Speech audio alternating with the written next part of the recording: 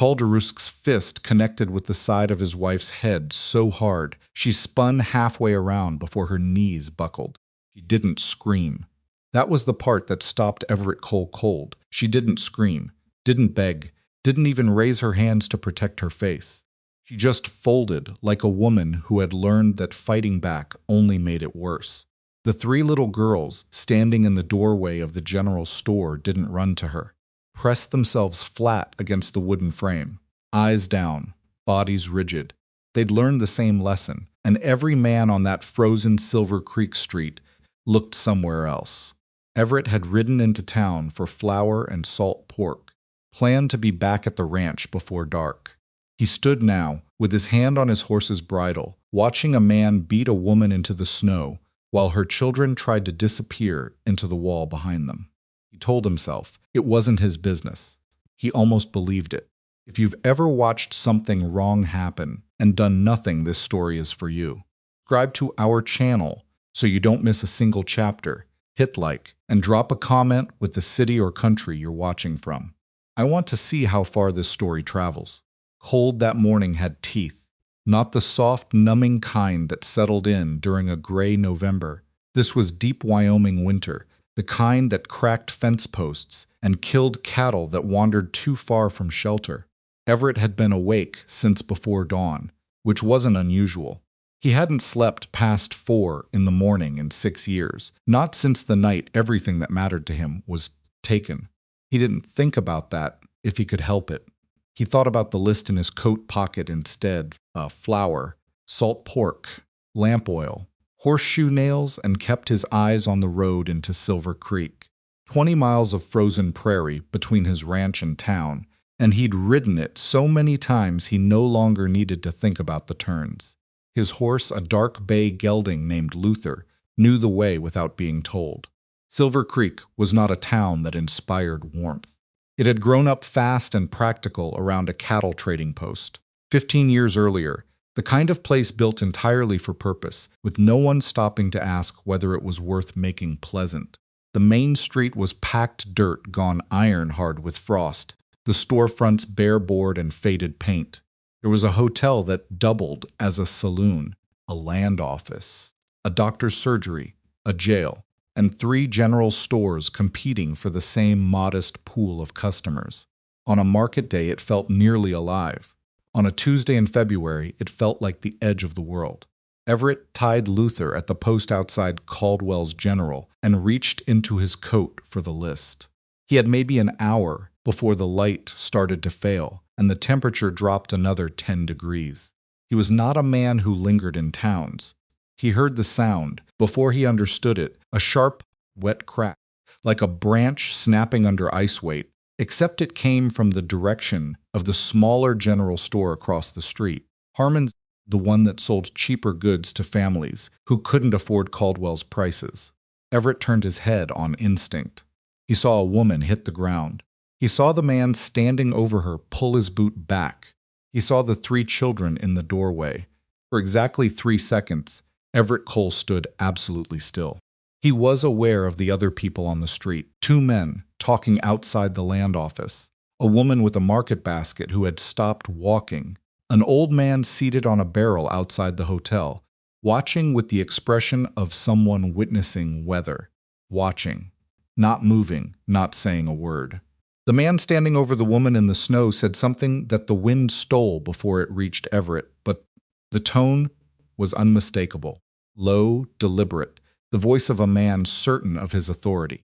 He reached down and grabbed the woman by the collar of her coat and hauled her partway up, and Everett could see her face then, one eye already swelling shut, a cut above her eyebrow, painting a thin red line through the snow on her cheek. She didn't struggle. She just hung there in his grip, trying to get her feet under her. Everett crossed the street. He didn't make a decision. Exactly. It was less like choosing and more like his body simply declined to stand in place any longer. Luther stamped once behind him as he walked, as if registering a protest, and Everett kept moving. The man heard his boots on the frozen ground and turned. He was broad across the shoulders, mid-40s, with a jaw like a fence post and pale eyes that held the specific kind of contempt that comes from never having been told no by anyone who could back it up. He was dressed well, not rich, but careful. A man who cared about how he appeared. He still had the woman's collar in his fist. "Keep walking," he said to Everett. His voice was flat. It wasn't a warning so much as an instruction he expected to be obeyed. Everett stopped 3 feet away. He looked at the woman. The eye that wasn't swollen found him, and what was in it was not hope, it was fear, but fear of a particular kind. Not fear that Everett would hurt her. Fear that his interference would make things worse once he was gone. He'd seen that look before. On his wife's face, in the last weeks before the fever. That specific exhaustion that comes when a person has run out of places to put their hope. "Let her go," Everett said. Not loudly. Not with any particular heat. The man blinked. It was clear this was not a sentence he heard often. He looked Everett over the work-worn coat, the boots gone dull from years of use, the hands that were empty, and something in his expression shifted from contempt to a more focused variety of it. "You lost," he said. "This is my wife. This is a family matter." "Not anymore," Everett said. The man released her collar, and she stumbled back against the wall of the store, catching herself on the doorframe with both hands. The 3 girls around her made no sound. The eldest, she couldn't have been more than 11, put her arm around the smallest, without looking up, automatic as breathing. The man squared his shoulders and took a step towards Everett. "Don't know who you are, friend, but you are making a very serious mistake." "Calder." A voice from behind Everett. "Calder, leave it." Everett turned. A man in a sheriff's stars was walking across from the direction of the jail, unhurried, buttoning his coat, as if he'd just stepped outside for some air. He was about 50, with the comfortable belly of a man who ate well, and the careful eyes of a man who'd survived by reading rooms quickly. He looked at Everett with something close to irritation. "Sheriff Pike," the man Calder said, and the irritation in his own voice suggested he found Pike's timing inconvenient. "Who are you?" Pike asked Everett. "Everett Cole. I ranched the Bitterroot Creek parcel, north 20 miles. Pike nodded slowly. "Everett Cole." He said it like he was filing it somewhere. "Mr. Cole, what you've walked into here is a private family situation. Calder Rusk is within his legal rights as—" "She's bleeding," Everett said. Silence. The woman against the wall made a sound, faint and involuntary, and pressed the back of her hand against the cut above her eye. "I am aware," Pike said, "that situations between a husband and wife can— Her children are watching," Everett said. Another silence. Longer this time. Pike looked at the 3 girls in the doorway. Something moved in his face, not guilt, exactly, but the relative of guilt that some men feel when they're being watched doing something they know is wrong. It didn't last. It was gone before it fully arrived, and what replaced it was the familiar blankness of a man who had made his peace with looking away. "It is not a matter for the law," Pike said carefully. "I would advise you to go about your business, Mr. Cole." Everett turned from the sheriff and looked at the woman. Her name meant nothing to him yet. She was a stranger whose blood was staining the snow, whose children were pressed against a wall. She was watching him with that same exhausted, careful hope. "Do you want to leave with him?" Everett asked her directly. Calder Rusk went still in a way that was more dangerous than movement. The woman Lenora, though Everett didn't know that yet, opened her mouth, closed it, looked at her husband, looked at her children, looked back at Everett with an expression that said everything she'd been trained not to say out loud. "That is not a question you have any right to ask her," Calder said, and his voice had dropped to something quieter and colder, and considerably more threatening than it had been a moment ago. "She can answer it herself," Everett said. "Can't you?" It wasn't a question. He said it like a statement, like a reminder to her that the ability still existed. The silence stretched. Down the street no one moved. The old man on the barrel had gone very still. The woman with the market basket had taken 2 steps back toward the hotel. Lenora Rusk looked at her daughters. Ivy, the eldest, had finally raised her eyes, and in them was something fierce and desperate and terrified, the face of a child, old enough to understand the stakes of this moment. Maisie, the middle one, was crying silently, tears streaking clean lines through the cold, reddened skin of her cheeks. Poppy, the smallest she couldn't have been more than 5, had buried her face against Ivy's coat and was making no sound at all. Lenora looked back at Everett. "No," she said. Her voice was barely above a whisper. "I don't want to go with him." Calder Rusk moved. He was faster than a man, his size had any right to be, and his hand caught Lenora's arm before Everett had finished. Processing the motion, grabbed her above the elbow and yanked her away from the wall with a force that staggered her. "It's enough." Everett caught his wrist. He didn't think about it. His hand closed around Calder's wrist and applied pressure, steady and deliberate, the way you'd apply pressure to a stuck hinge, not violent, just unyielding, and Calder went still because he'd encountered something he didn't encounter often. Resistance that didn't flinch. They stood like that for 2 full seconds. Calder's pale eyes were very close. In them, Everett saw the real thing beneath the authority and the careful clothes. And the voice accustomed to obedience, a man held together by the certainty that he would never be stopped. A man who had arranged his entire life around never being stopped. Everett released his wrist and took Lenora's arm instead. Careful, the way you'd steady someone who'd lost their footing on ice, and turned her away from her husband. "Come on," he said quietly. "You cannot take her," Pike said from behind him, sharper now. "Cole, I am telling you." "The children, too," Everett said, and looked at Ivy. She looked back at him, this 11-year-old girl with her sister's face, buried in her coat, and she made the calculation that her mother had already made. The evaluation that happens fast when you've spent long enough learning to read men, whether the danger in front of you is the same kind as the danger behind. She took Maisie's hand and stepped away from the wall. Calder Rusk said something then. Several things. His voice had gone very loud and very cold, the kind of voice that makes people on both ends of the street pause and turn. And what he said was partly directed at Pike and partly directed at the town at large, because Calder was a man who understood audience. He said Lenora was his bylaw. He said the children were his. He used words like property and rights and what belongs to me, and none of it was a surprise, and none of it stopped Everett from crossing back toward his horse with a bleeding woman and 3 children at his side. Pike called after him twice. The second time his voice had taken on an official quality that suggested he was considering whether an arrest was in order, and Everett turned once. "You do what you need to do, Sheriff," he said, "and so will I." He lifted Lenora onto Luther's back before she could argue about it. She was shaking from the cold or the shock or both, and probably from something older than either of those things. Everett checked that she had the saddle horn, then looked at Ivy. "Can you walk?" he asked her. "Yes. I need to get another horse." "Can you stay right here for 5 minutes?" She looked at him steadily. Yes. He was back in less than 4. He'd rented the horse from the livery at the edge of town without explaining anything, because the liveryman, a taciturn Swede named Helge, was not the kind to ask. Cost was more than Everett had planned to spend. Didn't matter. He got Maisie up behind him and put Ivy on the rented horse with Poppy in front of her, and Lenora watched all of this from Luther's back, with an expression that Everett didn't try to read. There was too much in it. It would take longer than 5 minutes to understand that expression.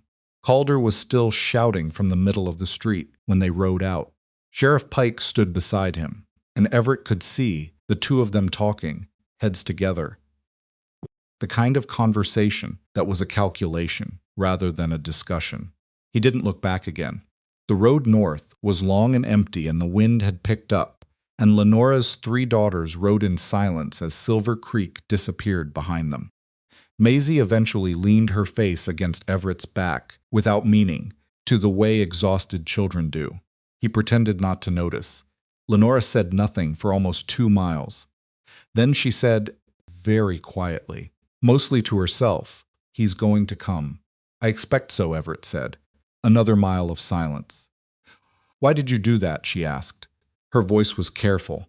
It had the quality of a question that was really asking something else, not just why, but what kind of why. What did he want? What would he expect in return? Everett thought about it honestly. He thought about the way she'd fallen and hadn't screamed. He thought about the children pressing themselves flat against the wall.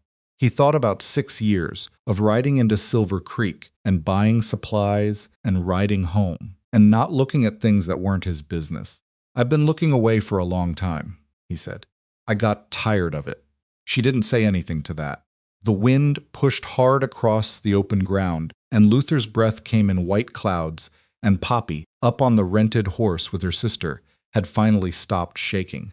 The ranch materialized out of the gray afternoon, like something that had always been there, which it had, though Everett had spent 6 years trying not to think of it as a home.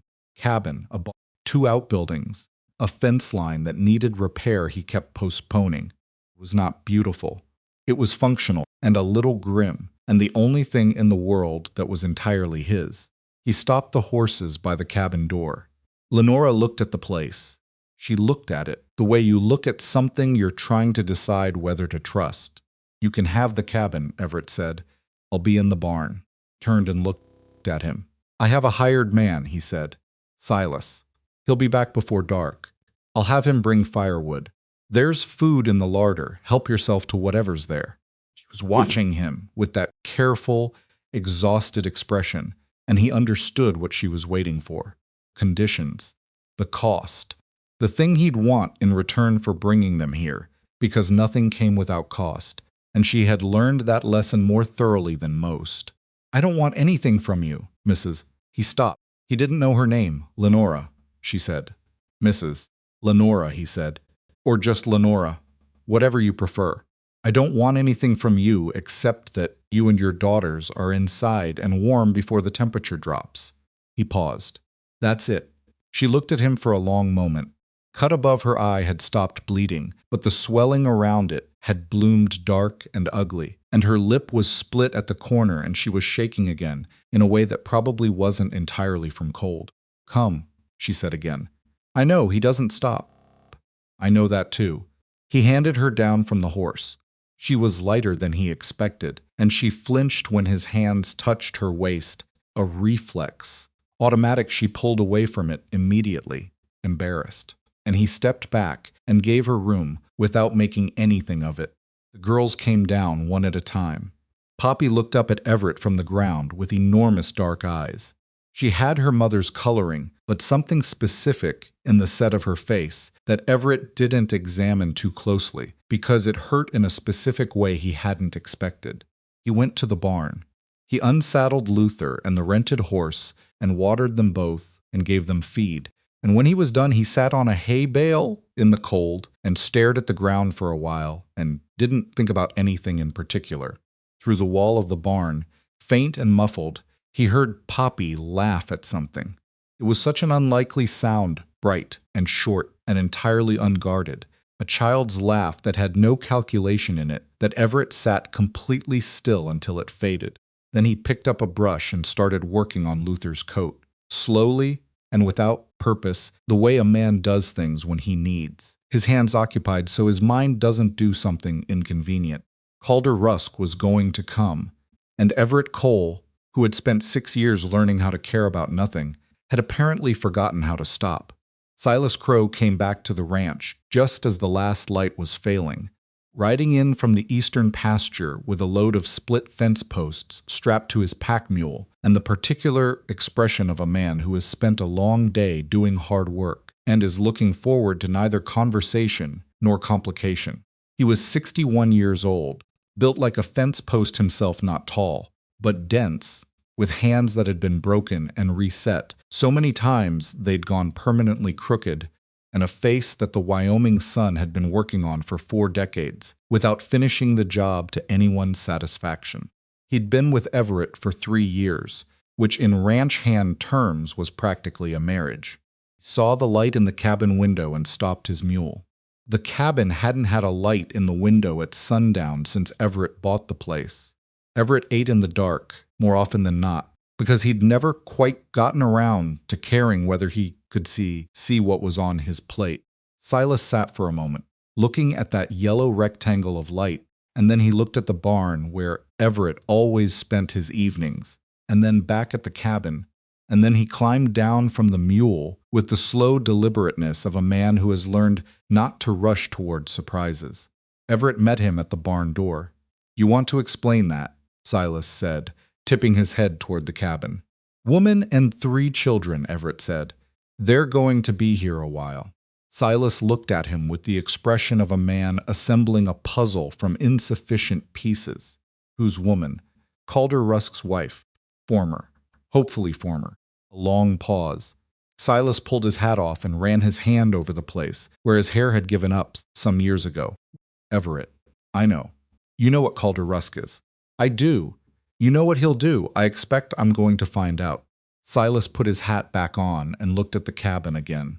From inside, faint and muffled by the walls, came the sound of a child's voice, high and thin, asking a question.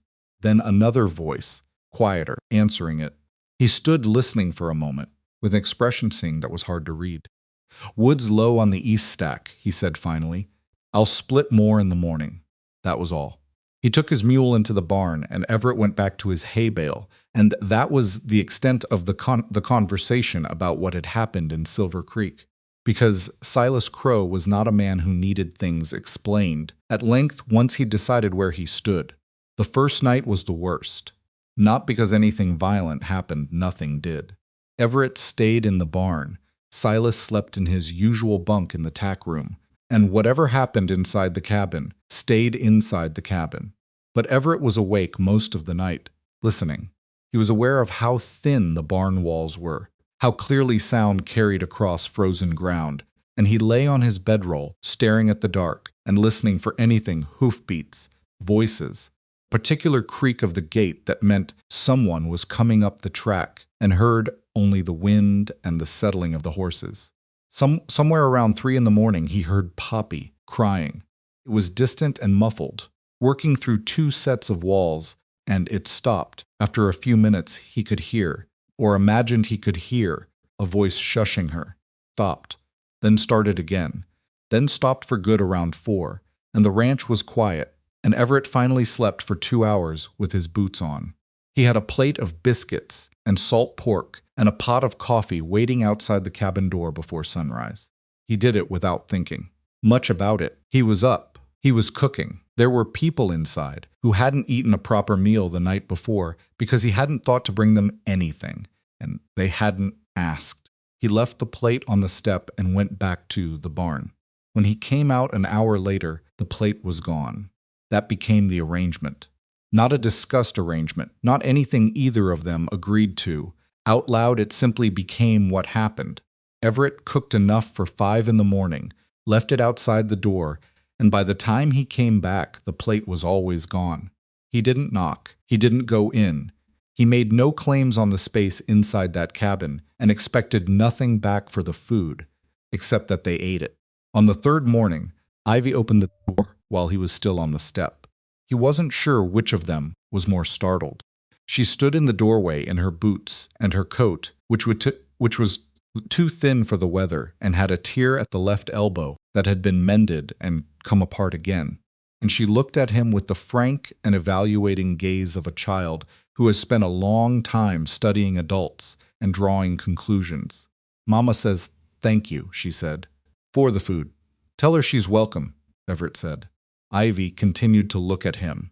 She had her mother's coloring, dark hair, dark eyes, but something harder in the expression. Something that had been pressed into shape by pressure and hadn't relaxed back. "She wanted to come herself," Ivy said carefully, "but her eye is still bad. That's all right. She has 2 broken ribs, too, doctor. Mercer set them in December. They didn't heal right because..." She stopped. She'd said more than she meant to. He could see it in the way her jaw tightened. "That's all right," Everett said again. He picked up the empty plate and the pot. "Tell her to rest them." He was halfway back to the barn when Ivy called after him. "Mr. Cole," he turned. "Are we safe here?" she asked. Just like that, direct and flat, the way children ask questions that adults spend years learning to dress up in softer language. He looked at her for a moment. He could have said yes easily, in the reassuring tone that adults use when they want children to stop worrying. See, she was waiting for exactly that, But he could also see that she wouldn't entirely believe it if he said it, because she'd been lied to by reassurance before. I'm going to do everything I can to make sure you are, he said. She held his gaze for a moment. Then she nodded once and went back inside. It wasn't relief in her expression. It was something closer to respect, the kind a person feels when they've been told a hard truth instead of a comfortable one. Lenora came out on the fourth day. She came out carefully, moving the way people move when they're protecting something, shoulders slightly drawn in, steps deliberate, a quality of alertness in how she held her head that would probably never entirely go away. The eye had faded from black to a spectacular purple-green. The split lip had scabbed. She wore her coat and a scarf, and she carried the empty breakfast pot back to the barn herself, which was clearly something she'd decided to do and had spent some time working up to. Everett was mending harness when she came in. He didn't stand up. He kept his hands on the leather and let her come to him at her own pace, because he'd noticed she moved better when she didn't feel like the object of anyone's focused attention. She set the pot down on the workbench beside him. I should be doing something to earn my keep, she said. You're healing, he said. I'll heal either way. Her voice was steadier than it had been in the street, still careful, still watching him from behind the words, but steadier. I can cook, I can sew. I know how to keep accounts. I kept his for 11 years. A pause. The word his landed between them with a weight she probably hadn't intended. I'm not good at sitting. Everett set the harness down. The south fence needs walking, he said. Post count, rot check. Silas should do it, but his knees are giving him trouble this week. You'd need good boots. She looked at him. That wasn't what she'd expected him to say. Do you have good boots? He asked. No. Silas's wife left a pair here when she moved to Laramie. They might fit. He paused. I'll ask him. The boots fit well enough, and 2 days later, Lenora walked the south fence line alone with a notebook and a pencil, and came back with a count and a list of repairs that was more thorough than anything Silas had produced in the last 2 years. Everett read it without comment. Then he tacked it to the wall of the barn. Good, he said. She looked at the paper on the wall. Something in her face shifted, a small thing, barely visible, the expression of someone who has just been told that the thing they did was useful and is surprised by how much that matters to them. Maisie was the one who broke the careful distance first, and she did it the way middle children always do things, sideways, without announcement, as if she'd simply found herself somewhere without quite deciding to go there. Everett came out of the barn on the 6th morning to find her sitting on the fence post nearest the water trough, drawing in a small notebook with a charcoal stub so short it was barely usable. She didn't look up when he walked past. He didn't say anything. He came back 20 minutes later, and she was still there, and on impulse, not a calculated impulse, but the kind that bypasses, thinking he held out the stub of a proper drawing pencil he'd found in the cabin when he first bought the place, still in its original wrapper. He had no idea why he'd kept it. It had been in a drawer for 6 years, untouched. Maisie looked at it, then up at him. Then she took it with both hands, carefully, like it might be taken back. Thank you, she said, barely audible. He went back into the barn. Poppy presented a different kind of problem. She was 5 years old, which meant she had not yet learned to be cautious in the way the rest of them had, and she had apparently decided, sometime around the end of the first week, that Everett Cole was interesting. He first became aware of this when he looked up from fixing the water pump to find her standing 2 feet away, watching him with her hands clasped behind her back and the focused concentration of a scientist observing an experiment. What? He said. What's broken? She said. The pump. Why? Seal wore out. She digested this. Then can I see? He hesitated. Then he tilted the pump head toward her so she could see the cracked leather seal inside. She looked at it with great seriousness. It's sad, she announced. Fixable, he said.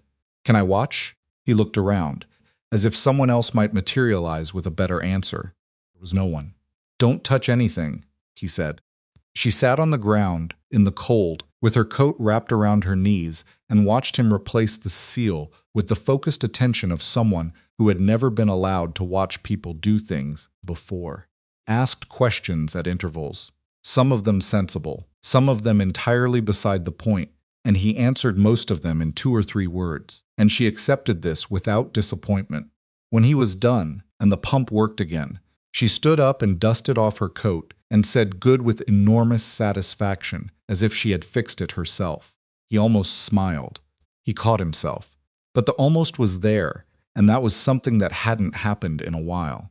It was Silas who told him quietly, on the 9th day, that he'd heard something in town. He came into the barn after supper and stood with his hat in his hands and said, "Harlan Pike was in Caldwell's on Saturday.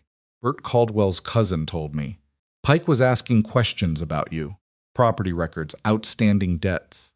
Everett kept working. What else? Calder's been talking to Judge Fenwick, the one who runs the district court out of Crestfall. That was worse. Judge Fenwick was not exactly corrupt. He was something subtler and harder to fight. He was a man who believed, with complete and unexamined sincerity, that the law was the law, that a wife was her husband's legal dependent, and that men like Calder Rusk had rights under that law, that men like Everett Cole had no business interfering with. He didn't take bribes, which made him harder to deal with than a man who did. Timeline? Everett said. Bert's cousin didn't know, but Pike was making notes. Everett set down the tool he was holding and looked at the wall for a moment. He was calculating, not dramatically, not with panic, just the flat arithmetic of a man assessing a situation. He had possibly 2 weeks before a legal order materialized. Maybe less. "I need you to ride south," he said. "Laramie." Silas looked at him. "There's a lawyer there," Everett said. Name of Ambrose Ward. He did work for the Hendersons when they had their water dispute 2 years ago. Find him. Tell him what's happened. All of it. That's a 4-day ride round trip in this weather. I know, you'll be here alone. I know that too. Silas put his hat back on. He stood for a moment with the expression of a man conducting an internal argument he'd already decided the outcome of. "I'll leave at first light," he said, and went to pack his saddlebags. Lenora was in the barn when he came to collect his gear in the morning. She was there legitimately. She'd started helping with the horses in the last few days, learning which ones tolerated strangers and which didn't, which was the kind of practical intelligence that got applied fast when you needed to feel useful. She was brushing out Luther's mane when Silas came in, and she looked at the saddlebags without asking. "You're going for help," she said. It wasn't a question. Silas glanced at Everett, who was leaning against the doorframe, and Everett gave a small nod. "Yes, ma'am," Silas said. Lenora kept brushing. Long, even strokes, the kind that needed no thought. "I'm sorry," she said, "that you're in this because of me." Silas paused in the middle of loading his kit. He looked at her, the fading bruise, the careful way she held herself when she forgot to hide the rib pain, the hands that kept working even when the rest of her was perfectly still. He had a daughter in Laramie who he wrote to once a month and saw twice a year. He hadn't said so to Everett. "Don't be," he said gruffly, and finished packing and left. The days after Silas rode out had a different quality to them. Not worse exactly, but more exposed the way a wound feels after the bandage comes off, aware of itself in a new way. Everett was conscious of the tracks around the ranch in a way he hadn't been before. He started checking the road south every morning from the high ground of the eastern ridge, a quick scan with his field glasses that he told himself was practical, and that might have been something more than that. Taught Ivy to handle a rifle. He did it without making anything of it. Came to the cabin one morning and asked if she'd like to learn, and she said yes with the same directness she'd answered his earlier question. And they spent an afternoon in the back field with an old .22 and a row of fence posts. She had a natural steadiness that probably came from years of learning to go very still at critical moments. And by the end of the afternoon, she was hitting the posts consistently at 40 yards. She didn't ask why he was teaching her. She understood why. She was 11. Lenora found out the next morning and came to find him in the barn. "She told me," she said from the doorway. She was holding herself differently than usual, arms crossed, not in self-protection, but in something closer to determination. About the rifle. If that bothers you, it doesn't. She came in a few more steps. I want to learn too. He looked at her. Her jaw was set in a way he'd started to recognize. It was the expression she made when she expected to be told no and had already decided not to accept it. All right, he said. Something shifted in her face. She'd been ready to argue. He got the rifle. They went to the back field. Lenora had never fired a weapon in her life. Calder had kept guns in the house and kept them locked, which said everything necessary about what kind of man he was. She was nervous at first, which showed in the way she held the stock too far from her shoulder, and the first shot knocked her back a step, and she swore quietly and then looked embarrassed. Language, Everett said, and she looked at him, and then she laughed. Short and surprised, and slightly undignified, the laugh of someone who didn't entirely remember how to do it. And it lasted maybe 3 seconds before she got control of it. But it was real. It had nothing performed about it. Everett lined up the next shot for her, adjusting the angle of the stock without touching her beyond what was necessary. Hold it into your shoulder. Don't wait for it. She fired again. Hit the post this time. Low but solid. Better, he said. She fired 6 more times. Hit 4 of them. When they walked back to the barn, she was quiet for a while, and then she said, 11 years. He waited. I kept telling myself it would get better, that if I just didn't. She stopped, started again. You make excuses, or you make explanations. There's a difference, but when you're in the middle of it, you can't see it. She looked at the ground ahead of them. I told myself it was my fault for a very long time. Everett said nothing. He'd learned that she didn't need him to say things. During these moments, she needed him to still be there. And then Poppy. Her voice changed. When Poppy was born, he held her once and put her down. Said she cried too much. And I looked at her. She stopped again, shorter this time. She was 4 days old, and he put her down because she was inconvenient. And I thought, this child is going to grow up watching what I'm teaching her. And she didn't finish the sentence. She didn't need to. They reached the barn door. She stopped and looked at the sky, which was doing something complicated in the west. Long horizontal streaks of cloud lit from underneath, in colors that had no business being that vivid against a February sky. He's going to say I'm his property, she said. The law is going to say that. Silas is getting us help with the law, Everett said. And if the law says I have to go back? He looked at her. She was watching the sky, not him, which he understood was intentional. Then we deal with that when it happens, he said. But I'm not sending you back. She turned and looked at him then, directly, which she didn't always do. There was something complicated in it, gratitude and suspicion, and the beginning of something that wasn't either of those things, all layered together like the strata of rock that showed in the creek bank after a hard rain. She was trying to figure out what he was. Why? She asked. You don't know me? No, he said, but I know what I saw in that street. Gazed for a moment longer, then looked away. She went inside. He went back to the horses. He stood for a long time with his hand on Luther's neck, not brushing, just standing, thinking about something his wife had told him once, early in their marriage, before everything else happened. She'd said that the hardest thing about being a woman in this country wasn't the work or the weather or the isolation. So, it was the way everything you were could be made to belong to someone else without your consent, and how you had to find ways to keep some piece of yourself that stayed yours, even when the law and the custom and the man in your life said otherwise. He hadn't understood it the way she meant it then. He was beginning to understand it differently now. Poppy found him there 20 minutes later. She had developed a habit over the past week of appearing at the barn door with the specific expression of a child who wants something but isn't sure of the protocol for asking. He'd started leaving the door open. Mr. Cole, she said. Poppy, do horses know things? He turned to look at her. What kind of things? Like, do they know when you're sad? He considered this seriously. They know when you're scared. And when you're calm, whether they know sad the way people know sad. He tilted his head. Probably something like it. Poppy came in and stood beside him and put her small hand on Luther's nose, cautious but deliberate, the way she did most things. Luther dropped his head slightly, an accommodation. "Mama was crying last night," she said to the horse rather than Everett. "She does it at night so we don't hear. But I always hear." Everett didn't say anything. "At the old house she never cried," Poppy continued. "She made a face but she didn't cry." "Is it okay that she cries here?" "Yes," Everett said. "It's better." Poppy considered this. "Because it means she feels safe enough?" He looked down at her. She was 5, which apparently was old enough to work out the things adults thought they were hiding. "Yeah," he said. "That's what it means."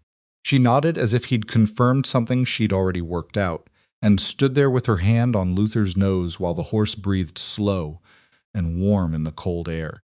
On the 14th night, Everett woke at 2 in the morning to the sound of Luther moving in his stall.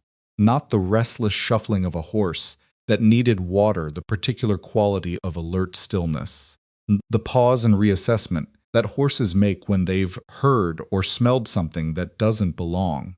He was on his feet before he was fully awake. He stood in the dark of the barn and listened. The wind, the settling of timber, Luther's breathing still elevated. He moved to the small window cut into the barn's south wall and looked out. The road below the ranch was empty. The sky was overcast, moonless, and he could see perhaps 30 yards in any direction. Nothing moved. But Luther didn't settle. Everett dressed fully, pulled on his coat, took his rifle down from the rack. He checked the load without making light. He stood at the barn door for a long time, listening. Nothing. But he didn't go back to sleep. He stood at that door until gray light started to show in the east, watching the road, watching the fence line, watching the particular way shadows behave in the last hour before dawn. He'd learned to read that hour, years ago, and he read it now with everything he had. First light, he saw the tracks. They were in the snow below the south ridge, a single horse, coming within perhaps 200 yards of the fence line before stopping and turning back. Someone had ridden out from Silver Creek in the dark, close enough to count the lights in the windows, close enough to see that there were people here, and then had ridden away. Calder Rusk, or one of his men, counting lights, taking inventory, making plans. Everett stood over the tracks for a long time, with his hat in his hands and the cold pressing in from all directions, and he thought about Lenora in the cabin, and Ivy with her rifle, and Maisie with her pencil, and little Poppy, who knew that her mother crying meant she was finally safe enough to do it. He thought about Silas, still riding south, still 4 or 5 days away at best. He thought about what it meant that someone had ridden out in the dark to look, and then ridden back without doing anything yet. Put his hat on and went to fix breakfast, because there was nothing else to do in that moment, and because the people in that cabin needed to eat, and because the tracks in the snow were simply information, and information meant you could prepare. He made enough biscuits for 5. He left them on the step. When he straightened up from the step, the cabin door was already open, and Lenora was standing in the frame, wrapped in a blanket, looking at him with an expression that told him she'd also been awake most of the night, listening, waiting for the thing they both knew was coming. "I saw the tracks," she said. He looked at her. "South Ridge," she said. "Checked at dawn." He hadn't known she'd gone out. He should have. "You should have woken me," he said. "You were already up." She pulled the blanket tighter. One rider. One, he confirmed. She looked past him at the empty road. Her face in the early light was very still, the way faces go when a person has decided something. Not resolved exactly, there was still fear in it, which was honest. But underneath the fear was something that hadn't been there when he lifted her off the street in Silver Creek. Something that had been built, slowly, day by day, out of fence post counts, and rifle lessons, and biscuits left on steps, and a man who asked for nothing. "I'm not hiding in the cellar when they come," she said. "I need you to know that." He looked at her for a long moment. "I know," he said. He picked up the empty coffee pot and went inside to make more, and Lenora Rusk stood in the doorway of the cabin that was hers. For now, on this cold Wyoming morning and watched the road and did not flinch. Silas came back on a Thursday, 2 days later than expected, riding hard enough that his horse was lathered despite the cold.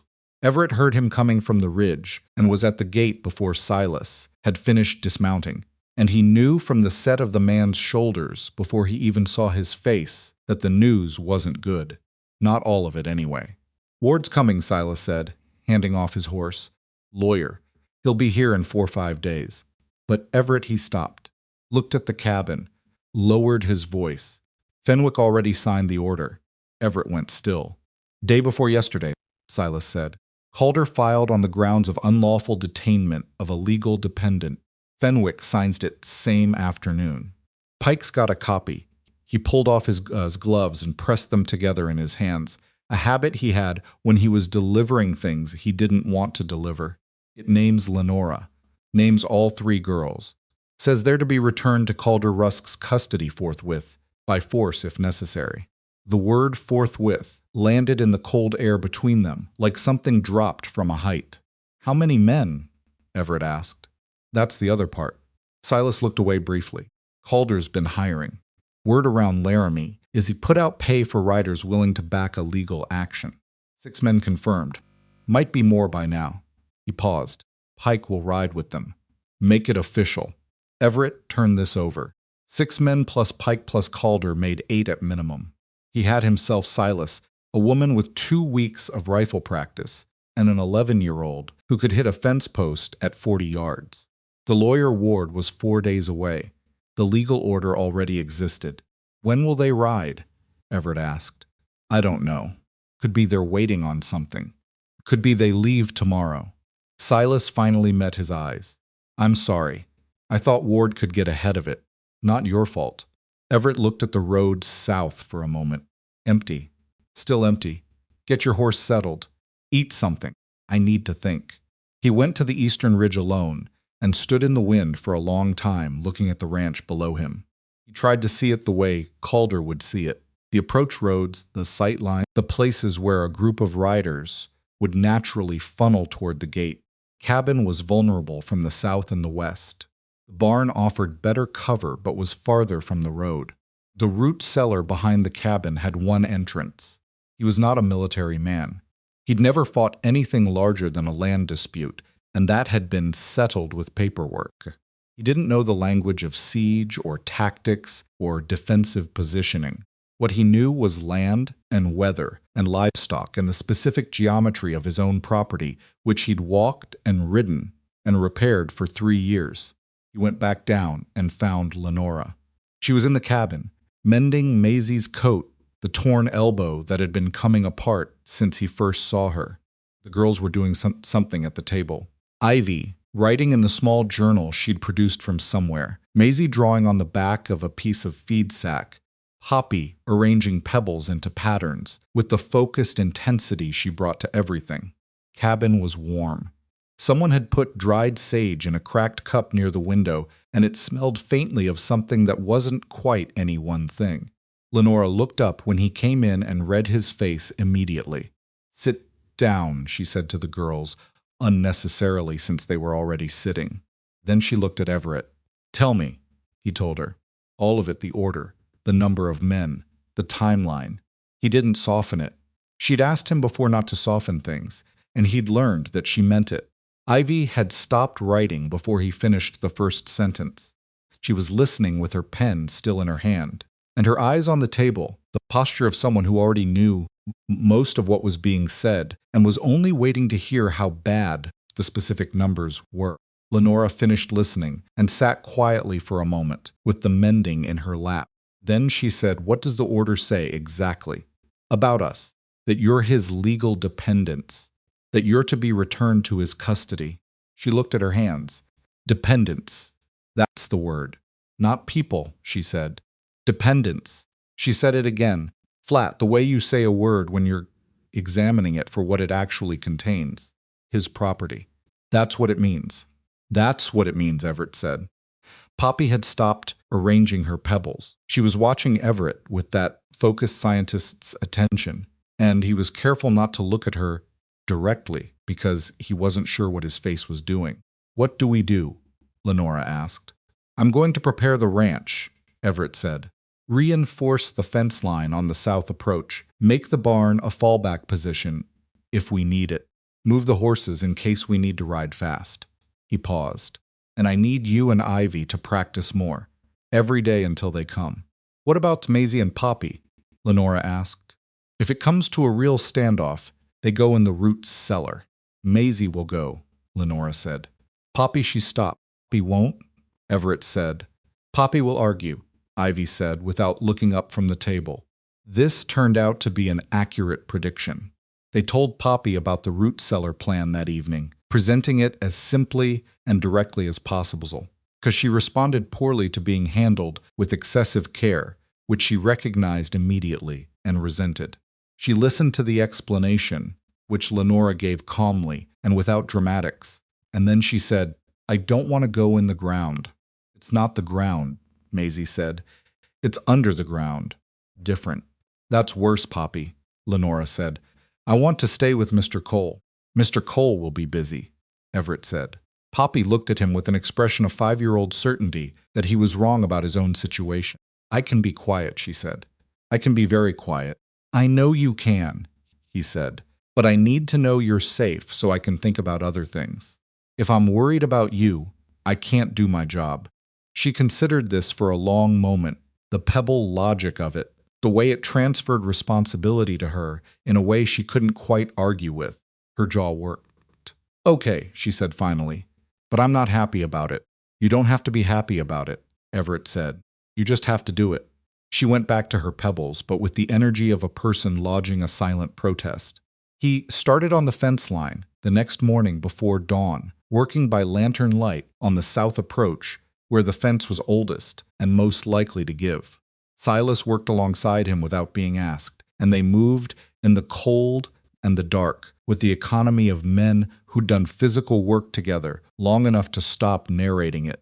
By mid-morning, they'd reinforced 3 sections of fencing and added a secondary gate latch that couldn't be lifted from outside. Lenora came out at noon with coffee and stood watching them work for a moment, then handed the tin to Everett and said, "Show me what you need me to know about the south side." He showed her. Not the defensive planning, the geography, where the sight lines broke, where the ground dipped and gave you a half-second of cover, where the road bent so you'd hear horses before you saw them. She walked it herself, twice, with her hands in her coat pockets and her eyes moving, the way they'd moved on that fence line inspection weeks ago, cataloging, assessing, storing. "They come from the road," she said. "You'll see them at the bend first." "About 2 minutes worth of warning," he said. 2 minutes is something," she said. "It's not nothing," he agreed. In the afternoon, while Silas napped, he was still tired from the hard ride south and back. Though he'd never say so, Everett and Lenora went to the back field with the rifle. She'd been practicing without him, in the days he'd been on the fence. He could tell by the way she moved now. More settled, less flinch. She hit 7 of 10 at 60 yards. "That was real again," he said. She reloaded without looking at him. She'd stopped being self-conscious about it somewhere in the second week. He didn't know exactly when. He'd simply noticed one morning that the way she held herself had changed, less contracted, less braced for criticism that didn't come. She hit 8 of 10. "What range do I need to be useful?" she asked. Not modest, not falsely confident. "Practical. 60 yards is useful," he said. "You don't need to be a marksman. You need to be present and not freeze." She looked down range. "I won't freeze," he believed her. On the second night after Silas's return, it snowed. Not the light dusting that had been falling periodically for weeks, but real snow, driven sideways by a wind that came off the mountains and found every gap in the barn walls and every thin place in a coat collar. It snowed through the night and into the morning, and by the time it stopped, the south road was buried under 14 inches of hard-packed white that would take a horse considerable effort to push through. It bought them time. Maybe another day, maybe 2, depending on how badly Calder wanted to move fast versus how badly he wanted the legal order executed cleanly, with witnesses without the messiness of arriving half-frozen and exhausted. Everett used the time. He had Ivy help him move the supply stores from the root cellar to the barn, not everything, but the things they might need in a hurry. Water, dried food, the medical kit that Silas kept stocked, with the methodical pessimism of a man who'd seen enough things go wrong. He showed Lenora where it was. He showed Ivy how to use the tourniquet, because Ivy was the kind of person who would use it correctly without panicking, and they both knew it without having to say so. He also wrote a letter. He wrote it at the barn workbench, by lantern light, 3 drafts, before he got it to say what he meant without saying more than was necessary. He addressed it to Ambrose Ward, attorney at law, Laramie.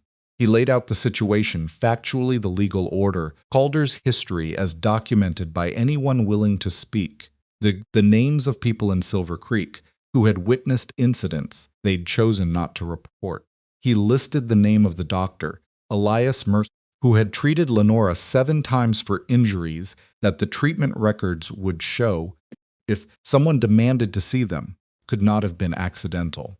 Broken ribs set twice in 3 years, a dislocated shoulder, burns along the left forearm that Lenora had shown him once without explaining, and didn't need to.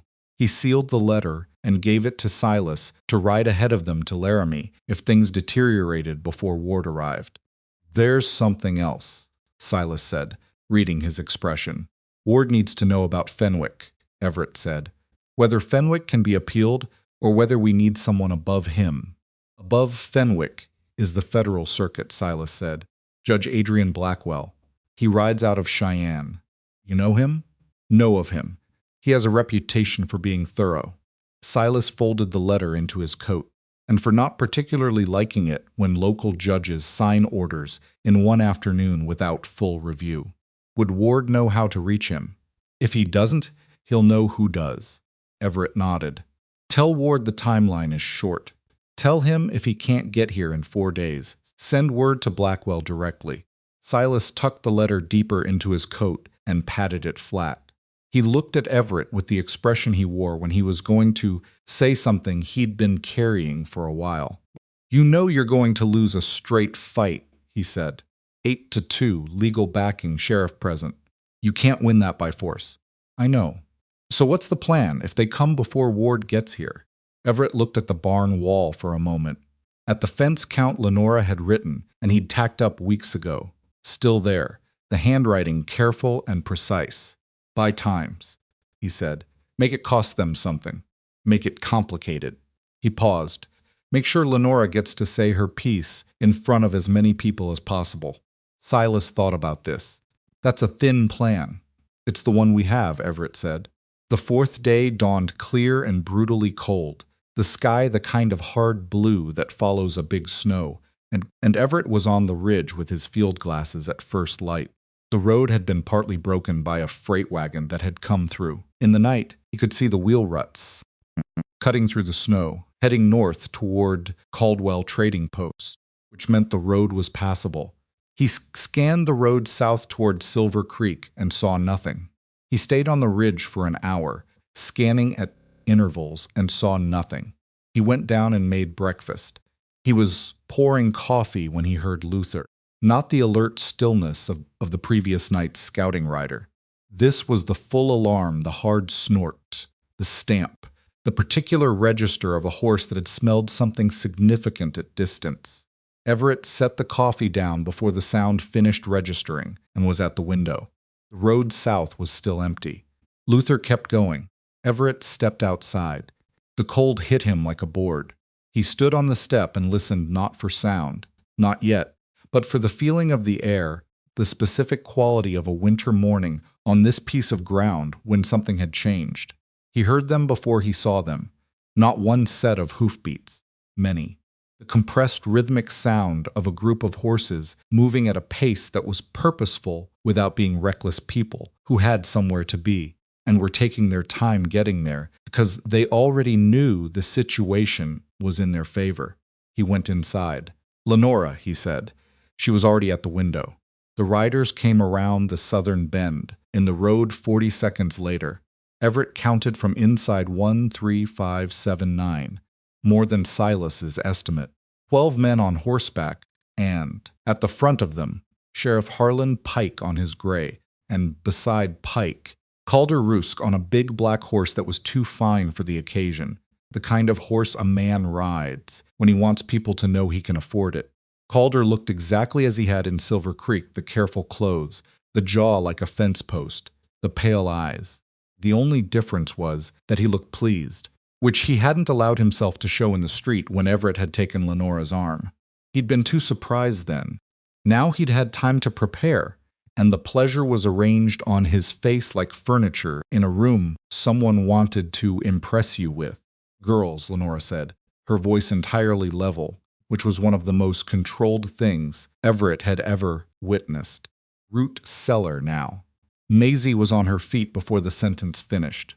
Poppy opened her mouth, and Lenora looked at her, just looked, with an expression that apparently communicated something more than words. Because Poppy closed her mouth and went. Ivy didn't move. "Ivy," Lenora said. "I'm not going," Ivy said. She was standing at the table with her arms at her sides, and her jaw set in the exact configuration Lenora's jaw took when she'd decided something.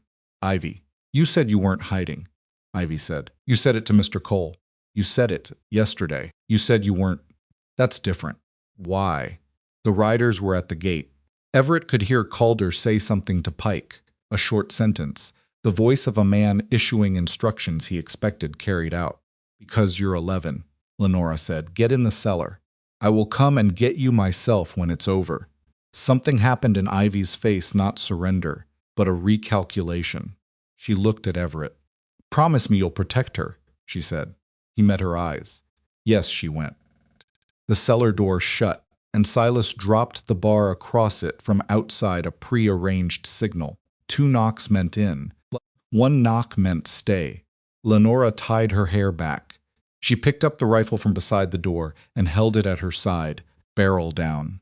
"I'm going out with you," she said to Everett. "I know," he said. He'd accepted this.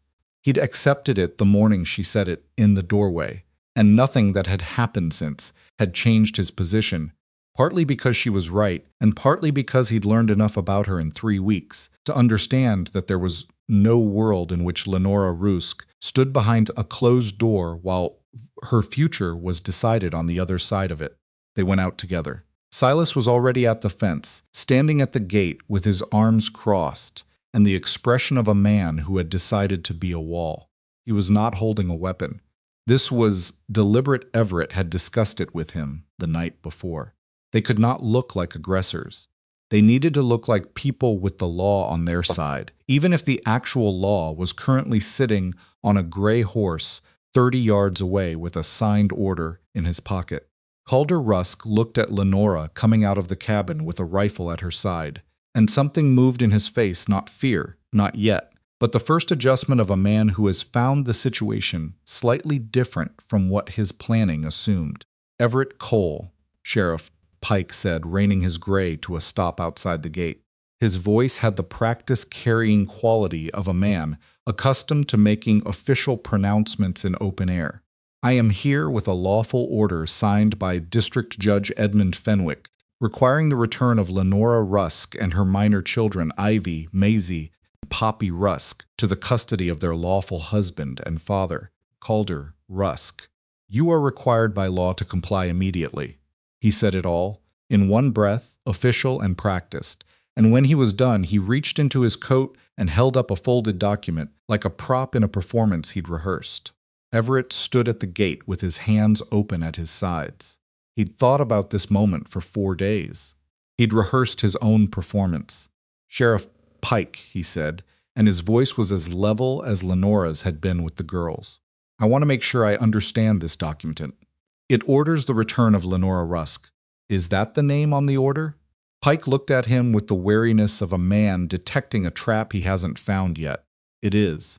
"Then we may have an issue," Everett said, "because Lenora Rusk is not on this property." A silence.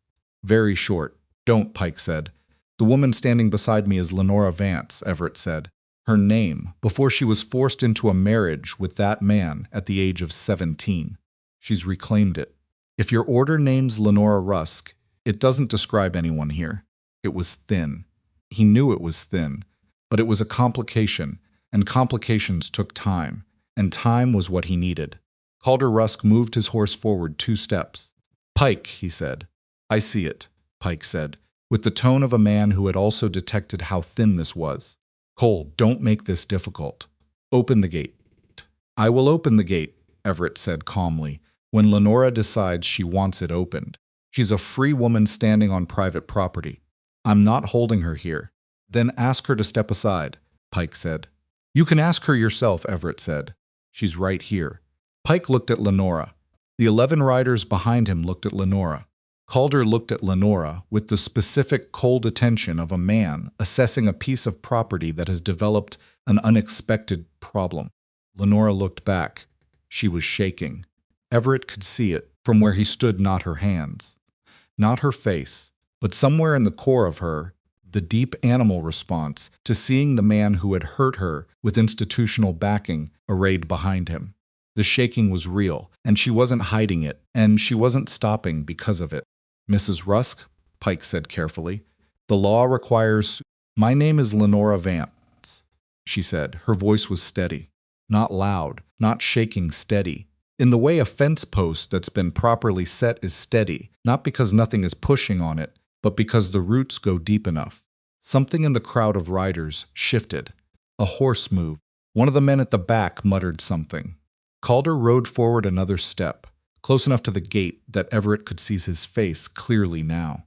Pleasure that had been arranged on it during the approach had been replaced by something more familiar, the flat, evaluating look of a man deciding how much force a situation requires. "Lenora," he said, and his voice had dropped to the register that Everett imagined had preceded every worst moment of the last 12 years. Private and absolute, the voice of a man who has never had to raise it to make his meaning felt. "You are going to step through that gate. You are going to get on a horse, and you are going to come home." Lenora looked at him for a moment. Then she said something Everett had not expected. "Do you remember November of 1881? She said. Calder's expression didn't change, but something in it went very careful. "I asked Dr. Mercer to look at Poppy," Lenora said. "She was 3. She had a bruise on her arm. You put it there." Mercer wrote it down as a fall. She paused. He wrote down all of them as falls. Kitchen's accidents. Or ice. 7 times. 7 different ways of writing down what you did, and calling it something else. She raised her voice. Just enough to carry to the men on horseback behind Pike. Dr. Mercer is in Silver Creek. His records are in his office. If a judge asks to see them. "That's enough," Calder said. 7 times, Lenora said. "He can count them, Pike," Calder said sharply. "Open the gate, Cole," Pike said, and now his voice had lost some of its official quality and picked up something harder underneath. He was not going to be outmaneuvered by a woman citing medical records in front of his hired riders. Everett did not move from the gate. In the silence that followed, one of the riders at the back said something to the man beside him. Low, not quite audible. The second man shook his head slowly. Calder looked back at them. Whatever he saw in their faces didn't satisfy him. He turned back to Everett. "You are one man," Calder said quietly, with a woman and a crippled old ranch hand. "I have 12 men and a legal order and a sheriff. You have nothing." "I have time," Everett said. Calder frowned. "What?" "I have time," Everett said again. "Ambrose Ward is 4 days out of Laramie. He's carrying a full account of 7 years of documented injuries and a letter requesting circuit review by federal Judge Adrian Blackwell." He watched Calder's face carefully as he said Blackwell's name. There it was the smallest shift, the first genuinely new calculation in those pale eyes. "You can take this property by force today. Ride 12 men over a fence, drag a woman and 3 children out at gunpoint in front of witnesses, and then explain that to Blackwell when he asks why it couldn't wait 4 days for proper review." The silence stretched. One of the riders in the middle of the group had gone very still, the younger man, maybe 25, with a face that suggested he'd hired on for a straightforward legal enforcement action and was reassessing what straightforward meant. "It's a bluff," Calder said to Pike.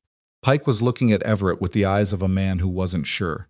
He'd been doing this long enough to know when someone was empty-handed and when they weren't, and Everett's voice had the particular flatness of a man telling a truth he'd rather not be telling.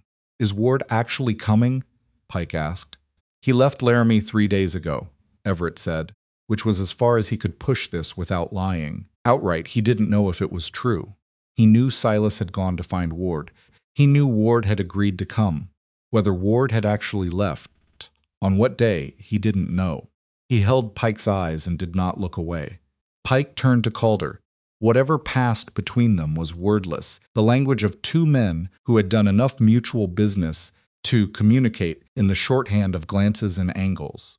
Calder looked at the gate, at Lenora, at the rifle she was holding, barrel still down, unthreatening, just present. He looked at the men behind him. The young one in the middle had moved his horse back a half step without apparently being aware he'd done it. "This isn't over," Calder said. He said it to Everett, and he said it to Lenora, and he said it to the fence, and that cabin, and everything visible within range. It was the voice of a man who had decided to retreat without allowing that word to apply. "I expect not," Everett said. Calder pulled his horse around. Pike watched him go for a moment, and then he looked at Everett with an expression that had something complicated in it, not respect, quite, but something in the same family. The acknowledgement of a man who has been outmaneuvered, accepting that he has been outmaneuvered. 4 days, Cole," he said. "If Ward doesn't show with something solid, I come back with twice the men, and Fenwick's court order becomes an arrest warrant." He paused. "For you. 4 days," Everett said. "Understood." Pike turned his horse and rode after Calder.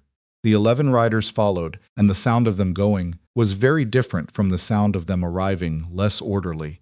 Some gaps between horses where certainty had been. Everett stood at the gate until he couldn't hear them anymore. Lenora let out a breath that she must have been holding for 10 minutes. It wasn't dramatic, just air leaving her body, a long, controlled release, like a pressure valve doing its job. "Mercer's," she said. "You think he'll cooperate?" "I think the records exist," Everett said. "Whether Mercer volunteers them or Ward has to fight for them is a different question. Mercer's not a bad man." Lenora said, and then stopped, because the sentence was complicated. He knew. He knew what he was writing down. "I think he told himself it was kindness, that making it official would make things worse for me." She paused. "He was wrong about that. I don't think he's bad enough to lie to a federal judge." Silas knocked once on the cellar door. One knock stay. He looked at Everett over his shoulder. "2 knocks when it's clear?" he asked. "2 knocks," Everett said. He went to give them. Lenora was still standing at the fence, looking at the empty road. The tracks of 12 horses going south were clear in the snow, overlaying the tracks they'd made coming north, and the road was still and empty, and the sky was still that impossible hard blue. "You told them Ward left 3 days ago," she said. "Yes." "Did he?" "I don't know," Everett said. She absorbed this, turned and looked at him with an expression he'd come to know, not anger, not fear, just the direct assessment of a woman who needed to understand what she was working with.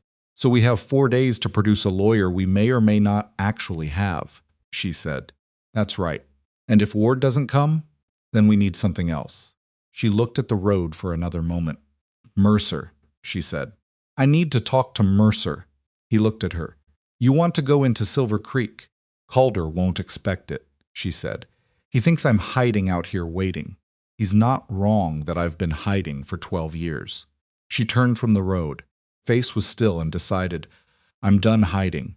From the direction of the root cellar came 2 knocks, and then the sound of the bar lifting, and then Poppy's voice loudly, for someone who had reportedly agreed to be quiet, saying she was extremely tired of being in the ground and wanted to know if they'd won. Silas told her yes for now. "For now," Poppy repeated, with the precision of someone who understood what for now meant, and climbed out of the cellar with her coat covered in dirt, and her expression, the complex mixture of relief and residual complaint that was her particular specialty. She looked at Everett across the yard. He nodded at her. She nodded back, solemnly, like two soldiers acknowledging a battle survived, and went to find her mother.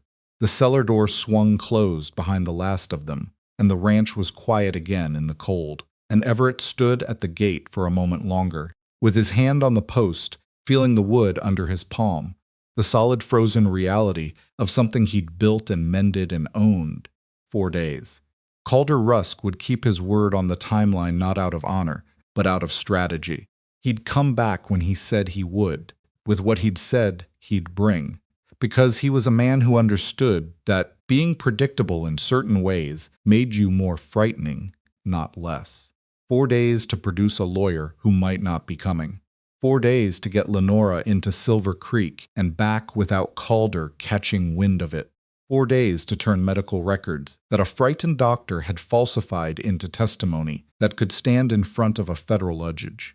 Everett looked at the empty road south and thought about all the things that could go wrong. And then he thought about Lenora Mozart's voice saying 7 times to 12 men on horseback and not breaking once. And he thought about Ivy asking him to promise. He let go of the gatepost and went inside to figure out what came next. They left for Silver Creek before dawn. It was Lenora's plan, and Everett had spent one evening arguing against it, and then stopped arguing, because the argument was already lost, and he understood why it was lost. She needed to see Mercer herself. Not because a written request or Silas as intermediary wouldn't work it might, but because 12 years of her life had been spent having other people speak for her, arrange things for her, decide what was best for her, and she was not going to start the new chapter of her life by hiding in a barn while a man she barely knew negotiated with her doctor on her behalf. She said this calmly and once. Everett did not have a good answer for it. Silas stayed with the girls. He didn't love it. He made this clear with the angle of his hat and the way he stirred his coffee, but he understood the necessity. Ivy was given charge of the rifle, which she accepted with the seriousness of someone who had been waiting to be trusted with something real. Maisie was given charge of Poppy, which was a heavier burden, and accepted it with the resignation of a middle child who understood that this was simply the shape of her life. Poppy was given a very specific set of instructions and ignored most of them, which was expected, and Silas had learned enough about her in 3 weeks to know which ones to enforce and which ones to let go. Everett and Lenora rode out in the dark. She wore Silas's wife's boots and a borrowed coat that was too large and she rode, well, not expertly, but with the natural ease of someone who'd grown up around horses before she'd grown into a life that didn't allow for them. She sat the horse straight and watched the road and didn't talk much for the first hour, which suited Everett fine. The sun came up somewhere around the 8-mile mark, pink and thin through the cloud cover that had moved back in overnight, and the road south was empty and hard-packed, and the snow on either side of it sat in the particular blue-shadowed stillness of early morning. Everett scanned the horizon at intervals. Nothing. "What do you know about Mercer?" he asked, around the 9-mile mark. Lenora thought about it. "He's been in Silver Creek 12 years. Came from somewhere east Ohio, I think. He's not unkind," she paused. "He was afraid of Calder. Most people in that town are. Not because Calder threatens them directly. Just because he's the kind of man who fills up a room and everyone adjusts to him without quite knowing they've done it. You think he'll talk?" "I think he'll want to," she said. "I think he's wanted to for a long time and didn't have a reason to believe it would help." She looked at the road. "I'm going to give him a reason." Mercer's surgery was at the north end of Silver Creek's main street, a single-story building with a painted sign that had gone weather-faded to the point where you had to know it, said Fisican to read it. They tied the horses at the alley entrance rather than the main post, Lenora's suggestion. And a good one. Mercer answered on the second knock. He was a slight man in his 50s, fine-boned, with the kind of face that looked like it had been composed for a long time and was now very tired of the effort. He saw Lenora and went completely still. "Mrs. Rusk," he said. "Vance," she said. "Lenora Vance." He looked at her for a moment. Then he looked at Everett.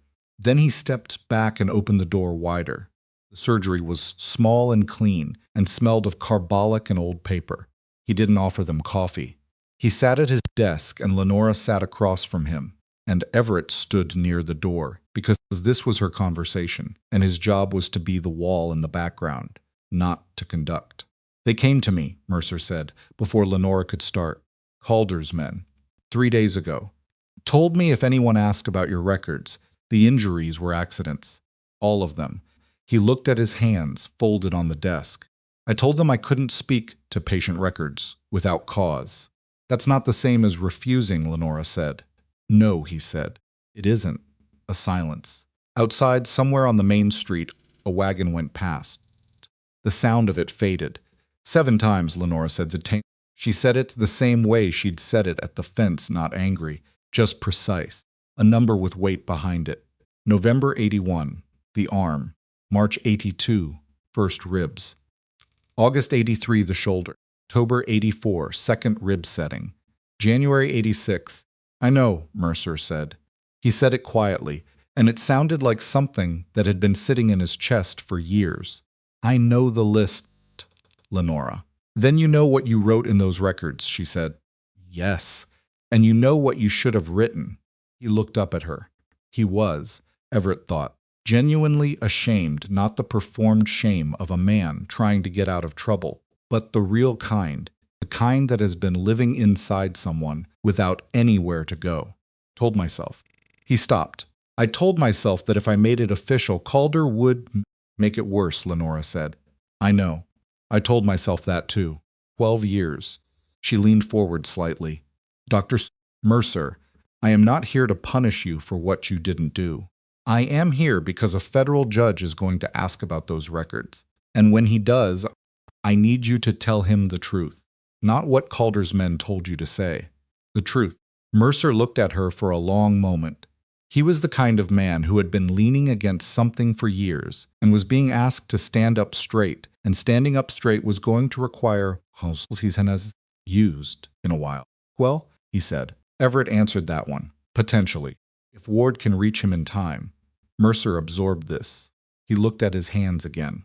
Then he opened the top drawer of his desk and took out a bound record book, brown leather, spine-worn, the kind of ledger that absorbs years of handling without showing it glamorously, just showing it truly.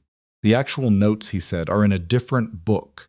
The one with the official entries is what went to the county record. He put the brown book on the desk.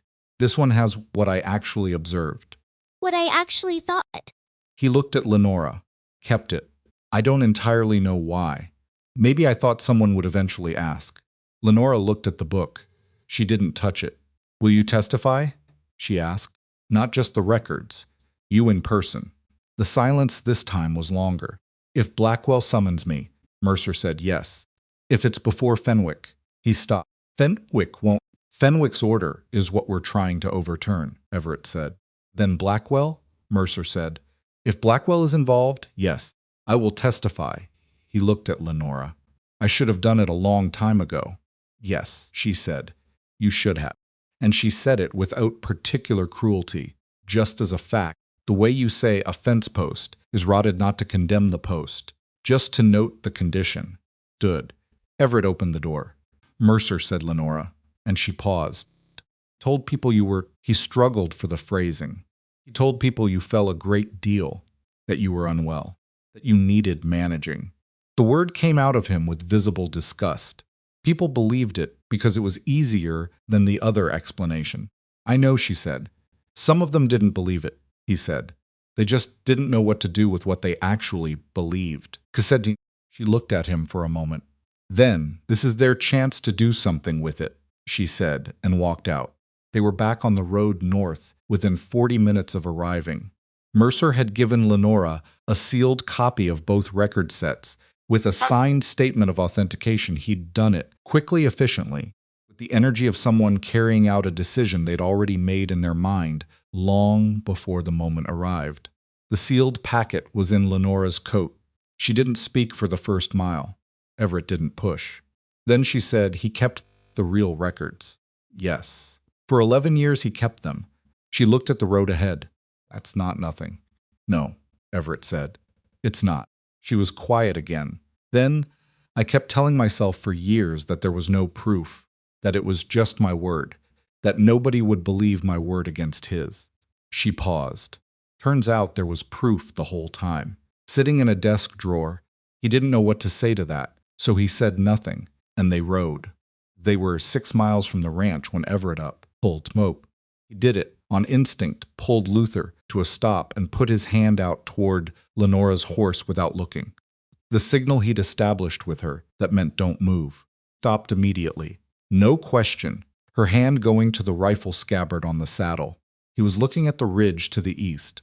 3 riders. Coming off the ridge at an angle that was not the road and was not accidental.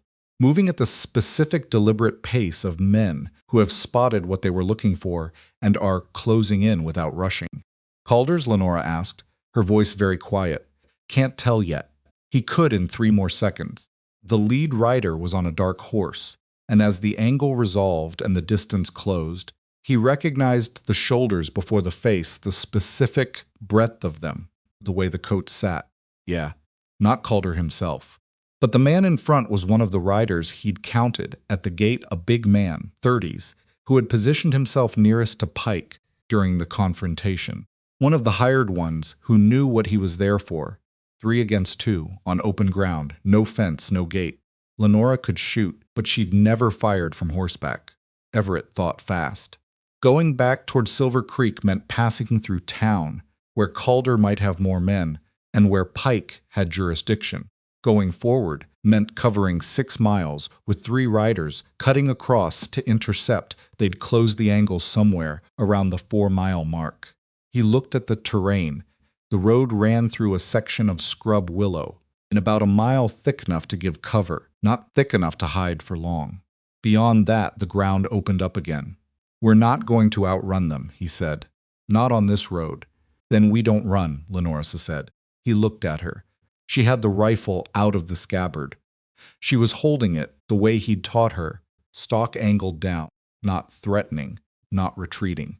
We're in the middle of an open road, he said. Yes, she said. We are, and they see us, and we see them, and there are no witnesses. She looked at him, which is exactly when they do things they wouldn't do at the ranch. He understood. She was right, so we make witnesses. How far to the Hendersons' place? She asked. He blinked. He hadn't thought of the Hendersons 2 miles east, off the road. And Henderson is he. Frank Henderson is not a friend of Calder Rusk, Everett said. That was the understatement of the winter. Henderson and Calder had been in a water dispute for 2 years, settled badly, and there was nothing Frank Henderson enjoyed more than an opportunity to make Calder's life difficult through entirely legal means. He's also got 4 sons. Ride, she said, he rode.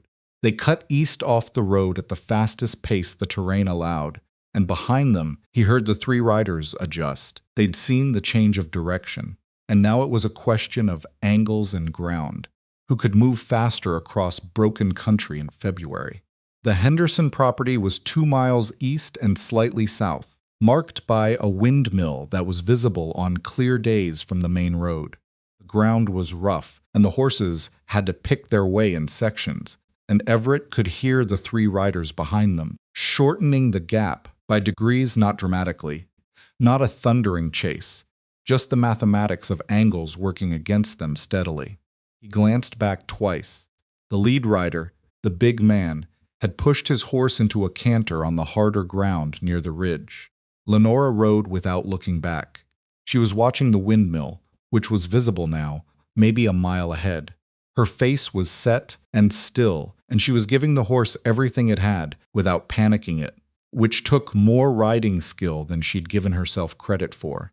The gap behind them was a 1/4 mile when the Henderson fence line appeared, and Frank Henderson's eldest son, Thomas, was at that fence line, because Thomas Henderson spent most of February mornings checking the fence line on the eastern property, which Everett had known because Frank had complained about it at Caldwell's trading post the previous fall, and Everett had filed it away the way he filed most things not useful immediately, useful eventually. Thomas was 22, 6'3", and was looking at the two riders coming at him across his father's territory with the alert suspicion of a young man who took property lines seriously. He looked past them at the three riders behind, and his expression shifted from suspicion to something more purposeful. Everett pulled up at the fence. "Thomas Henderson," he said. "Everett Cole. These men behind me are working for Calder Rusk." Thomas Henderson looked at the three riders. They had slowed significantly at the sight of the fence line and the large young man standing at it. The lead rider had pulled to a walk, reassessing. "That's so," Thomas said, not as a question. "I need to get this woman to my ranch," Everett said. "She has documents that need to reach a federal judge." Thomas looked at Lenora. He was old enough to remember seeing her in Silver Creek, probably the doctor's patient, the woman who fell a great deal. She met his eyes steadily, and what he saw in them apparently answered something he was working out. He turned back to the three riders, who had stopped at about 100 yards. "This is Henderson land," Thomas said, loudly enough to carry. "You're welcome to follow these folks another step and explain yourselves to my father and my brothers." A pause. The three riders held their position. The lead man looked at the fence, at Thomas, at the two behind him who were presumably calculating the same thing he was. Turned back. Not fast, slow, deliberate. The retreat of men who had decided the situation had changed enough to require new instructions from whoever was giving instructions. They rode back toward the ridge, without hurrying, and Everett watched them go, with the specific alertness of a man who knows that people who leave slowly are usually planning to come back. "Thank you," Everett said to Thomas. "Calder Rusk can go to hell," Thomas Henderson said pleasantly. "You need an escort?" Everett looked at the road north. "How many brothers are available this morning?" Thomas smiled. "All three of them. Been a slow week." They made it back to the ranch 4 hours after they'd left, with Thomas Henderson and his three brothers riding behind them at a distance that was companionable but clearly also functional. When they reached the gate, Thomas touched his hat to Lenora and said his father would be interested to hear from Mr. Cole at his convenience, and turned his brothers back south. Silas was at the fence. He looked at the Henderson boys going south, and then at Everett, and then at the packet in Lenora's coat. "Mercer cooperated," he said. "Both sets of records," Everett said. "Signed." Silas made a sound that was not quite words. He took Lenora's horse without being asked, and she climbed down and went to find her daughters. And Everett heard the cabin door open, and Poppy's voice saying something loud and indignant, and then Lenora's voice answering, and then relative quiet. "Ward," Everett said to Silas. "No word," Silas said. "Nothing on the road." 3 days left of the 4 he'd told Pike. Possibly less if Calder decided that the three riders reporting back was cause to accelerate the timeline. "I need to write to Blackwell directly," Everett said. "You don't have his address." "Ward will." If Ward sent anything ahead, he stopped. He was reasoning in circles. He went into the barn and stood in the cold quiet of it and tried to think clearly. The facts were these. Mercer's records existed and were in their possession. Lenora's testimony existed in her own voice, which she had already demonstrated she was prepared to give. The Henderson family were witnesses to today's encounter and could testify to attempted intimidation on a public road. Ambrose Ward was somewhere between Laramie and here, either coming or not coming. Federal Judge Blackwell existed and had a reputation for thoroughness and was theoretically reachable through Ward. Calder had a signed order from Fenwick and 12 men and Pike's badge and was not going to stop. The morning of the 4th day came gray and still, and Everett was on the eastern ridge with his field glasses before the sun was fully up. He'd been there every morning and seen nothing every morning, and this morning was the same. The road, south empty and gray-white under the overcast sky. He was coming down the ridge when Silas called from the barn. "Rider," Silas said. "South road." Everett put the glasses back up. One rider, moving at a good pace. Alone. Not one of Calder's men.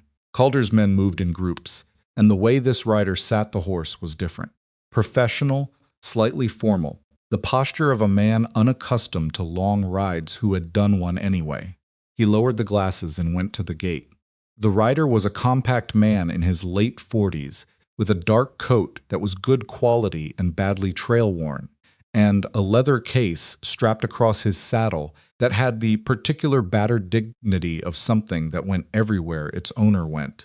Pulled up at the gate and looked at Everett with the direct appraisal of a man accustomed to sizing up a situation fast. "Everett Cole," the man said. "I'm Ambrose Ward." Everett opened the gate. Ward came in and dismounted and accepted water for his horse and coffee for his health with the brief efficiency of someone who had a lot of ground to cover and was already planning the next steps while the current ones were happening.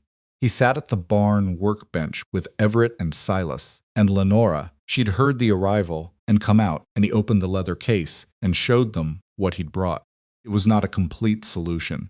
Everett had been in enough difficult situations to know that complete solutions were rarer than people who needed them.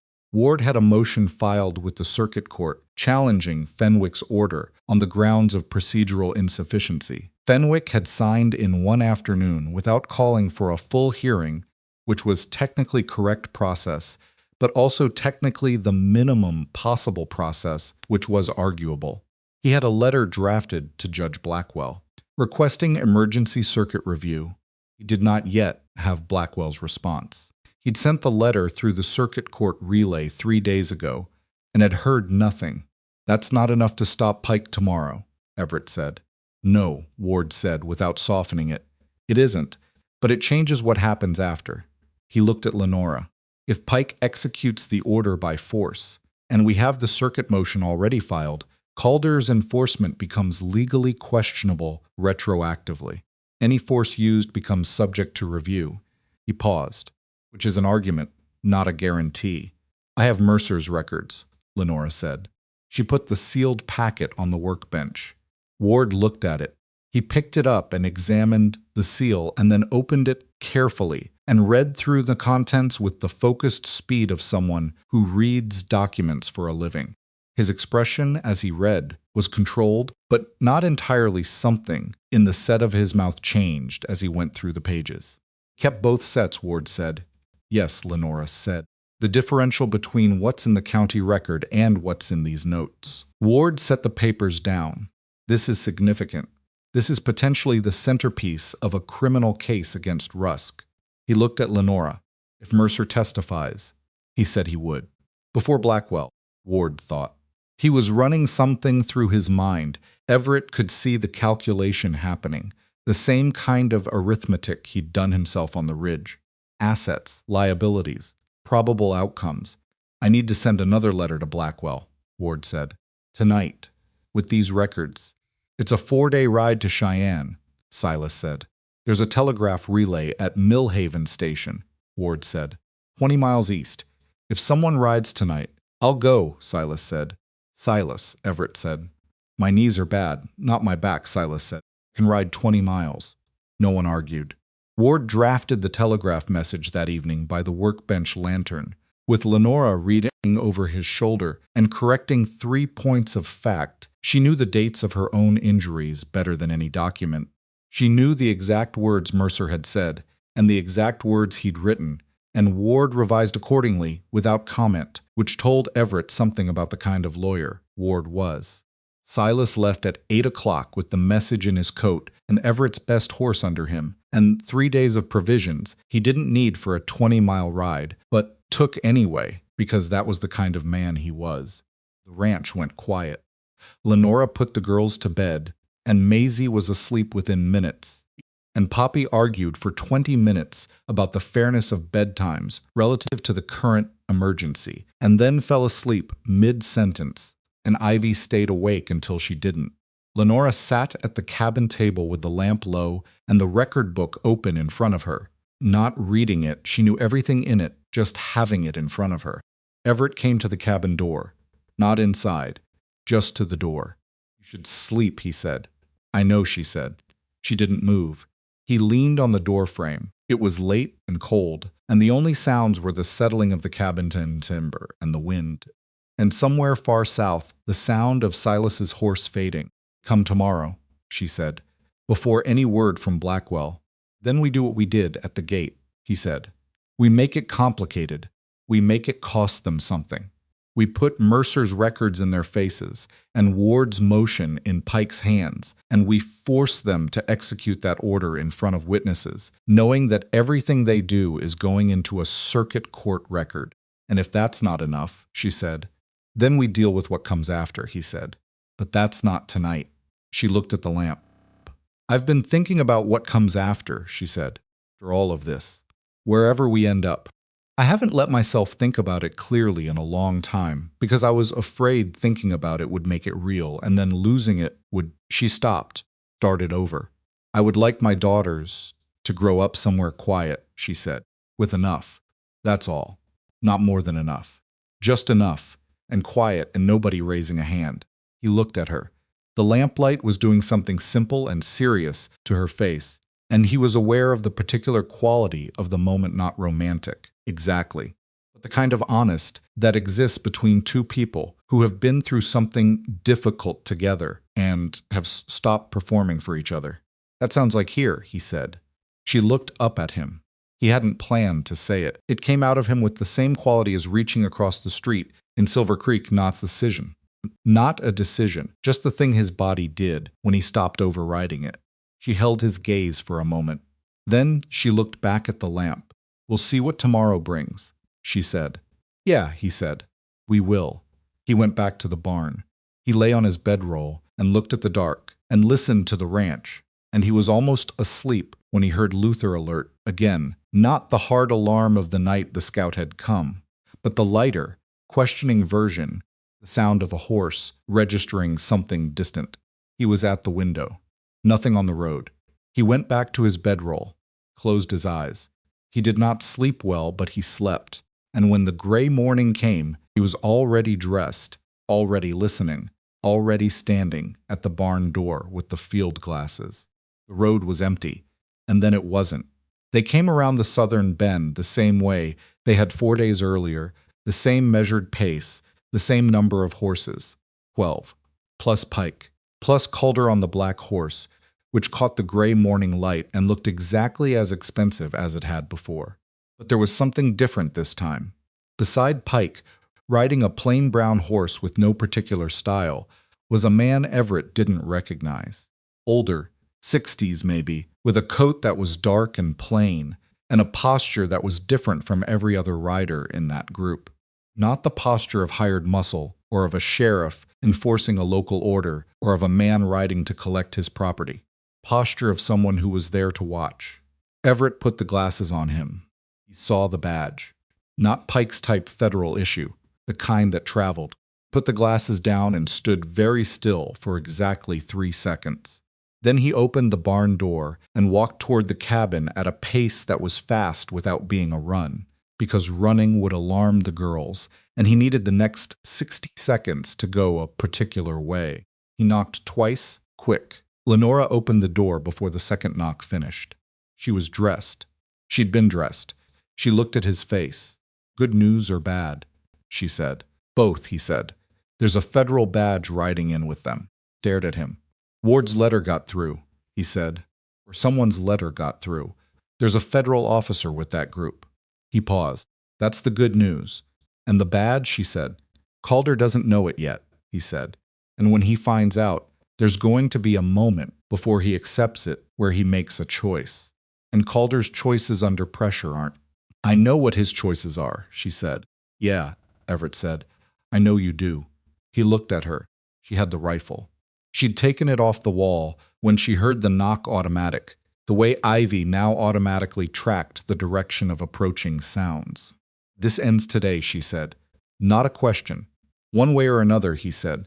She looked past him at the road, where 12 riders and a sheriff and a man with a federal badge were coming around the bend. Calder Rusk was riding at the front of all of them, with the expression of a man who has come to finish something he started. Then let's finish it, she said, and walked past Everett into the cold morning air. The gate was 60 feet away, and the riders were 2 minutes from it, and behind them, the sky had gone the color of old iron, flat and cold and entirely without mercy, and the wind came off the mountains with everything it had. Everett was 2 steps behind her. He pulled his coat collar up and kept walking, and didn't look at the sky, because the sky didn't matter. What mattered was the gate and the road, and the woman 6 feet ahead of him, who was walking toward 12 armed men and a corrupt sheriff without breaking stride. Calder Rusk came around the bend. He saw Lenora. He looked exactly the way she'd said he would, filling up the space, making everything adjust to him. A man who has never had to wonder whether the room would accommodate him because the room always had. He rode with the specific confidence of someone who is prepared for every version of today except the one that was actually happening. Because riding 5 positions behind him, quiet and unremarkable on the brown horse, was the federal man. And beside Everett's left hand, appearing out of the gap in the fence where he'd been waiting, was Ambrose Ward. And somewhere south on the telegraph wire a message had traveled. And in Lenora's coat were the records that told the truth. Calder Rusk pulled his horse up at the gate and looked at Lenora standing in front of it. And Gentz allowed himself a moment of visible satisfaction, the pleasure of a man who has corrected an inconvenience. And then he looked at Ward, and his expression shifted, and then his eyes went to the federal badge 5 horses back, and the shift became something more fundamental. The satisfaction didn't exactly leave his face. It just stopped being the only thing there. "Mr. Rusk," said the man with the federal badge, moving his horse forward through the group with the ease of someone accustomed to having things make way. "I'm Deputy Marshal Olin Cray, Circuit Office. Judge Blackwell received a request for emergency review." He reached into his coat. "I'm carrying a suspension of Judge Fenwick's order pending that review." He held up the document. "Effective now." The silence that followed was the kind that has texture. Calder stared at Cray. He stared at the document. He looked at Ward, who was standing at Everett's left with the leather case under his arm, and the expression of a man who has been up for 48 hours and has never felt better about it. He looked at Lenora. She looked back. And then something happened that Everett had not quite predicted, though he should have. Because the thing about men like Calder Rusk is that they do not lose gracefully. Because losing gracefully requires accepting the legitimacy of the thing that has defeated you, and Calder Rusk had not, in his entire life, accepted the legitimacy of anything that didn't go his way. His hand went to his coat. Everett was already moving when the pistol cleared the leather. Calder aimed at Everett steady, deliberate, the aim of a man who shoots well and is angry enough not to care about the consequences. Pulled back the hammer. Lenora stepped directly into the line of fire. Not to the side, not behind cover, into it. She placed herself between Calder's pistol and Everett Cole, and stood there with her hands at her sides and her feet planted and her eyes on her husband's face. The world went very small and very quiet. "Move," Calder said. "No," she said. "Lenora, pull that trigger," she said, her voice perfectly even. "And every person on this road watches you shoot your wife in front of a federal marshal." And she paused. "That's not how you wanted this to go." I said, "Move." "You've been telling me to move my entire life," she said. "I don't take that from you anymore." His finger was on the trigger. Everett could see it from behind her, and the angle was terrible, and he was calculating the distance to Calder's horse, whether he could cross it, what the result would be if he didn't, and everything was happening in the compressed, timeless way of moments that matter. "You are a coward," Lenora said, loudly enough for every rider on that road to hear it. "You have always been a coward. The only time you have ever felt like a man is when you were standing over someone smaller than you, and that is the most pathetic thing I have ever seen. And I have been watching it for 12 years, and I am done." Calder's face was doing something complex and uncontrolled, the expression of a man who is being named in public in a way he cannot bear, who is watching his own image in other people's eyes change in real time and cannot stop it. His finger tightened. The shot came from Everett's left. Not Lenora, not Cray, not Ward. Silas Crow, who had ridden back from Millhaven sometime in the night and had been at the fence line in the dark for 2 hours, and who was 61 years old with bad knees and crooked hands, and had just put a bullet through Calder Rusk's gun hand at 70 yards. Pistol went into the snow. Calder screamed a short, raw sound, nothing like the controlled voice he'd used for everything else. Everett was over the fence before the echo died. He crossed the distance to Calder's horse in 4 steps and pulled him out of the saddle, and they went into the snow together. And everything that Everett Cole had been carrying for 4 weeks, for 6 years, for the entire length of time he had been watching things happen that he could not stop, came out of him all at once. He hit Calder Rusk 3 times before he fully understood what he was doing, and then he kept hitting him, and the snow around them went red, and the riders behind did not move, and Cray did not move, and nobody moved because nobody quite knew how to stop what was happening, or whether stopping it was their place. And then a voice, "Papa," high and clear and entirely certain. He stopped. He looked up.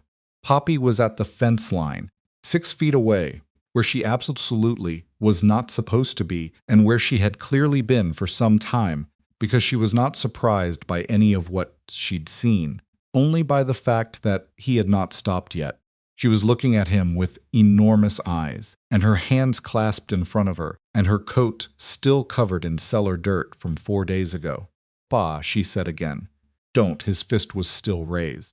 Calder beneath him was breathing in the short, ragged way of someone who has been hit enough times that breathing requires attention. Everett's knuckles were wet. "Don't be like him," Poppy said. The words entered him somewhere, beneath thought. He lowered his fist. He got up slowly. He stood over Calder Rusk in the snow and looked at him. Really looked at him, the way you look at something you've been afraid of for so long that the fear has become a kind of architecture. And then the architecture collapses, and you see what was underneath it, which is usually smaller than you expected, Nye. He stepped back. Deputy Marshal Cray came forward, and he did the thing that federal marshals do, and he said the things that federal marshals say. Calder Rusk, bleeding in the snow of a Wyoming road, with a hand that would need Mercer's attention, before the day was out, was placed under arrest for aggravated assault and attempted murder, and a list of additional charges that Ward would add to in the coming weeks, with the methodical satisfaction of a man who has found exactly the right tool for a job. Everett walked to the fence.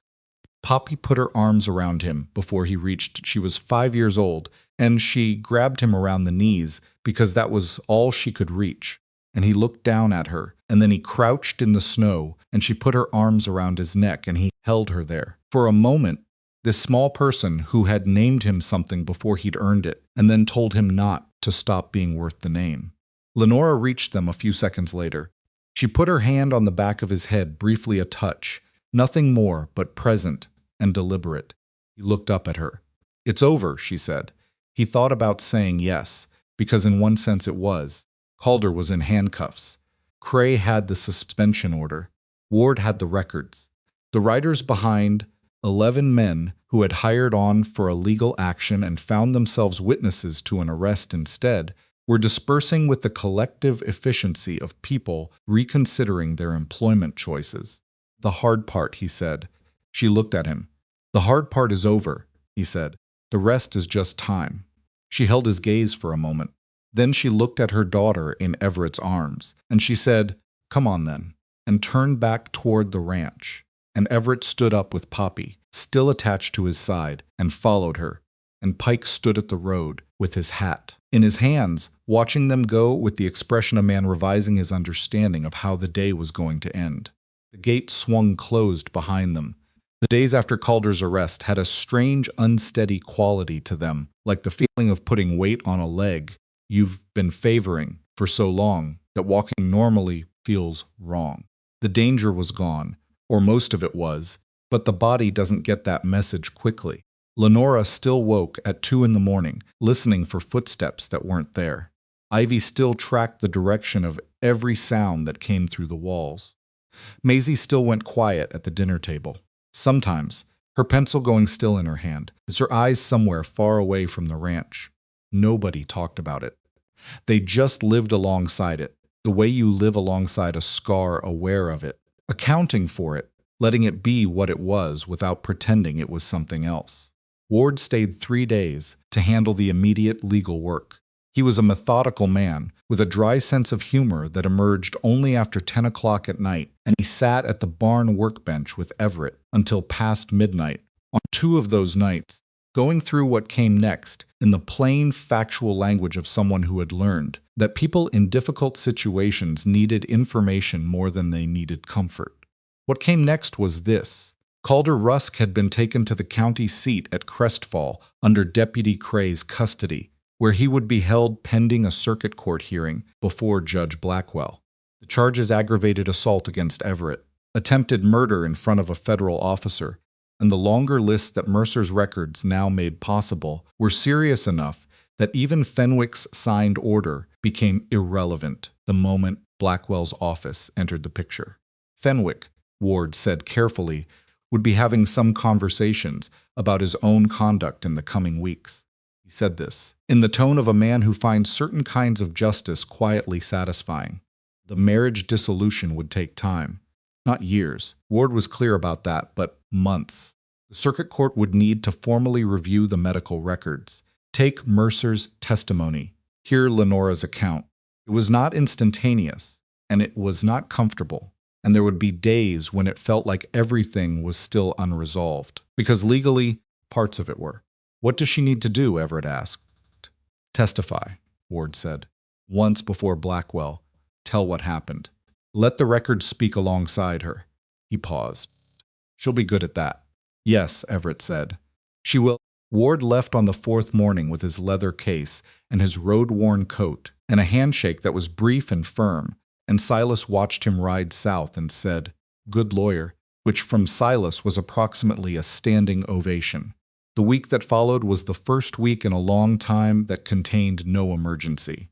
Everett wasn't sure what to do with that, initially. He'd been operating for 4 weeks on the specific energy of ongoing crisis, the kind that keeps you sharp and tired simultaneously, that fills every hour with purpose and every night with vigilance.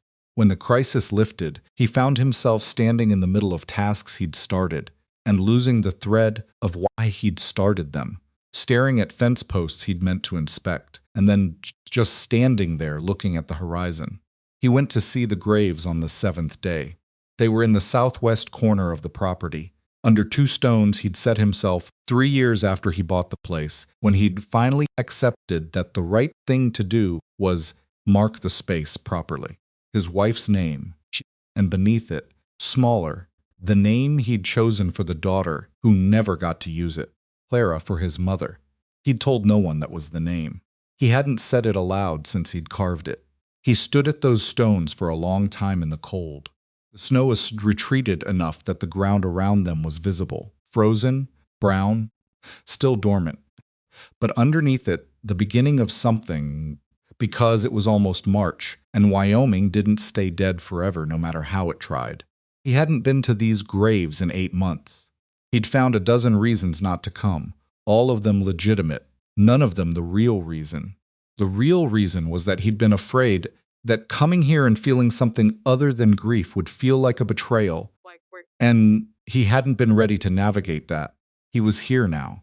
He stood in the cold and let himself think about his wife, not the way she died, which was the thing that had a way of crowding out everything else, but the way she'd lived, the way she laughed at things he'd meant seriously, because she'd always found him funnier than he intended to be, the way she'd argued with him about the fence lines the first year, when she thought he was planning them wrong and been correct, the way she'd sat with him in the barn during the bad winter of their 2nd year, both of them worried about the cattle, not talking, just being in the same space, because the same space was where they wanted to be. He thought about what she'd told him about what it meant to be a woman in this country, to have everything you were made to belong to someone else.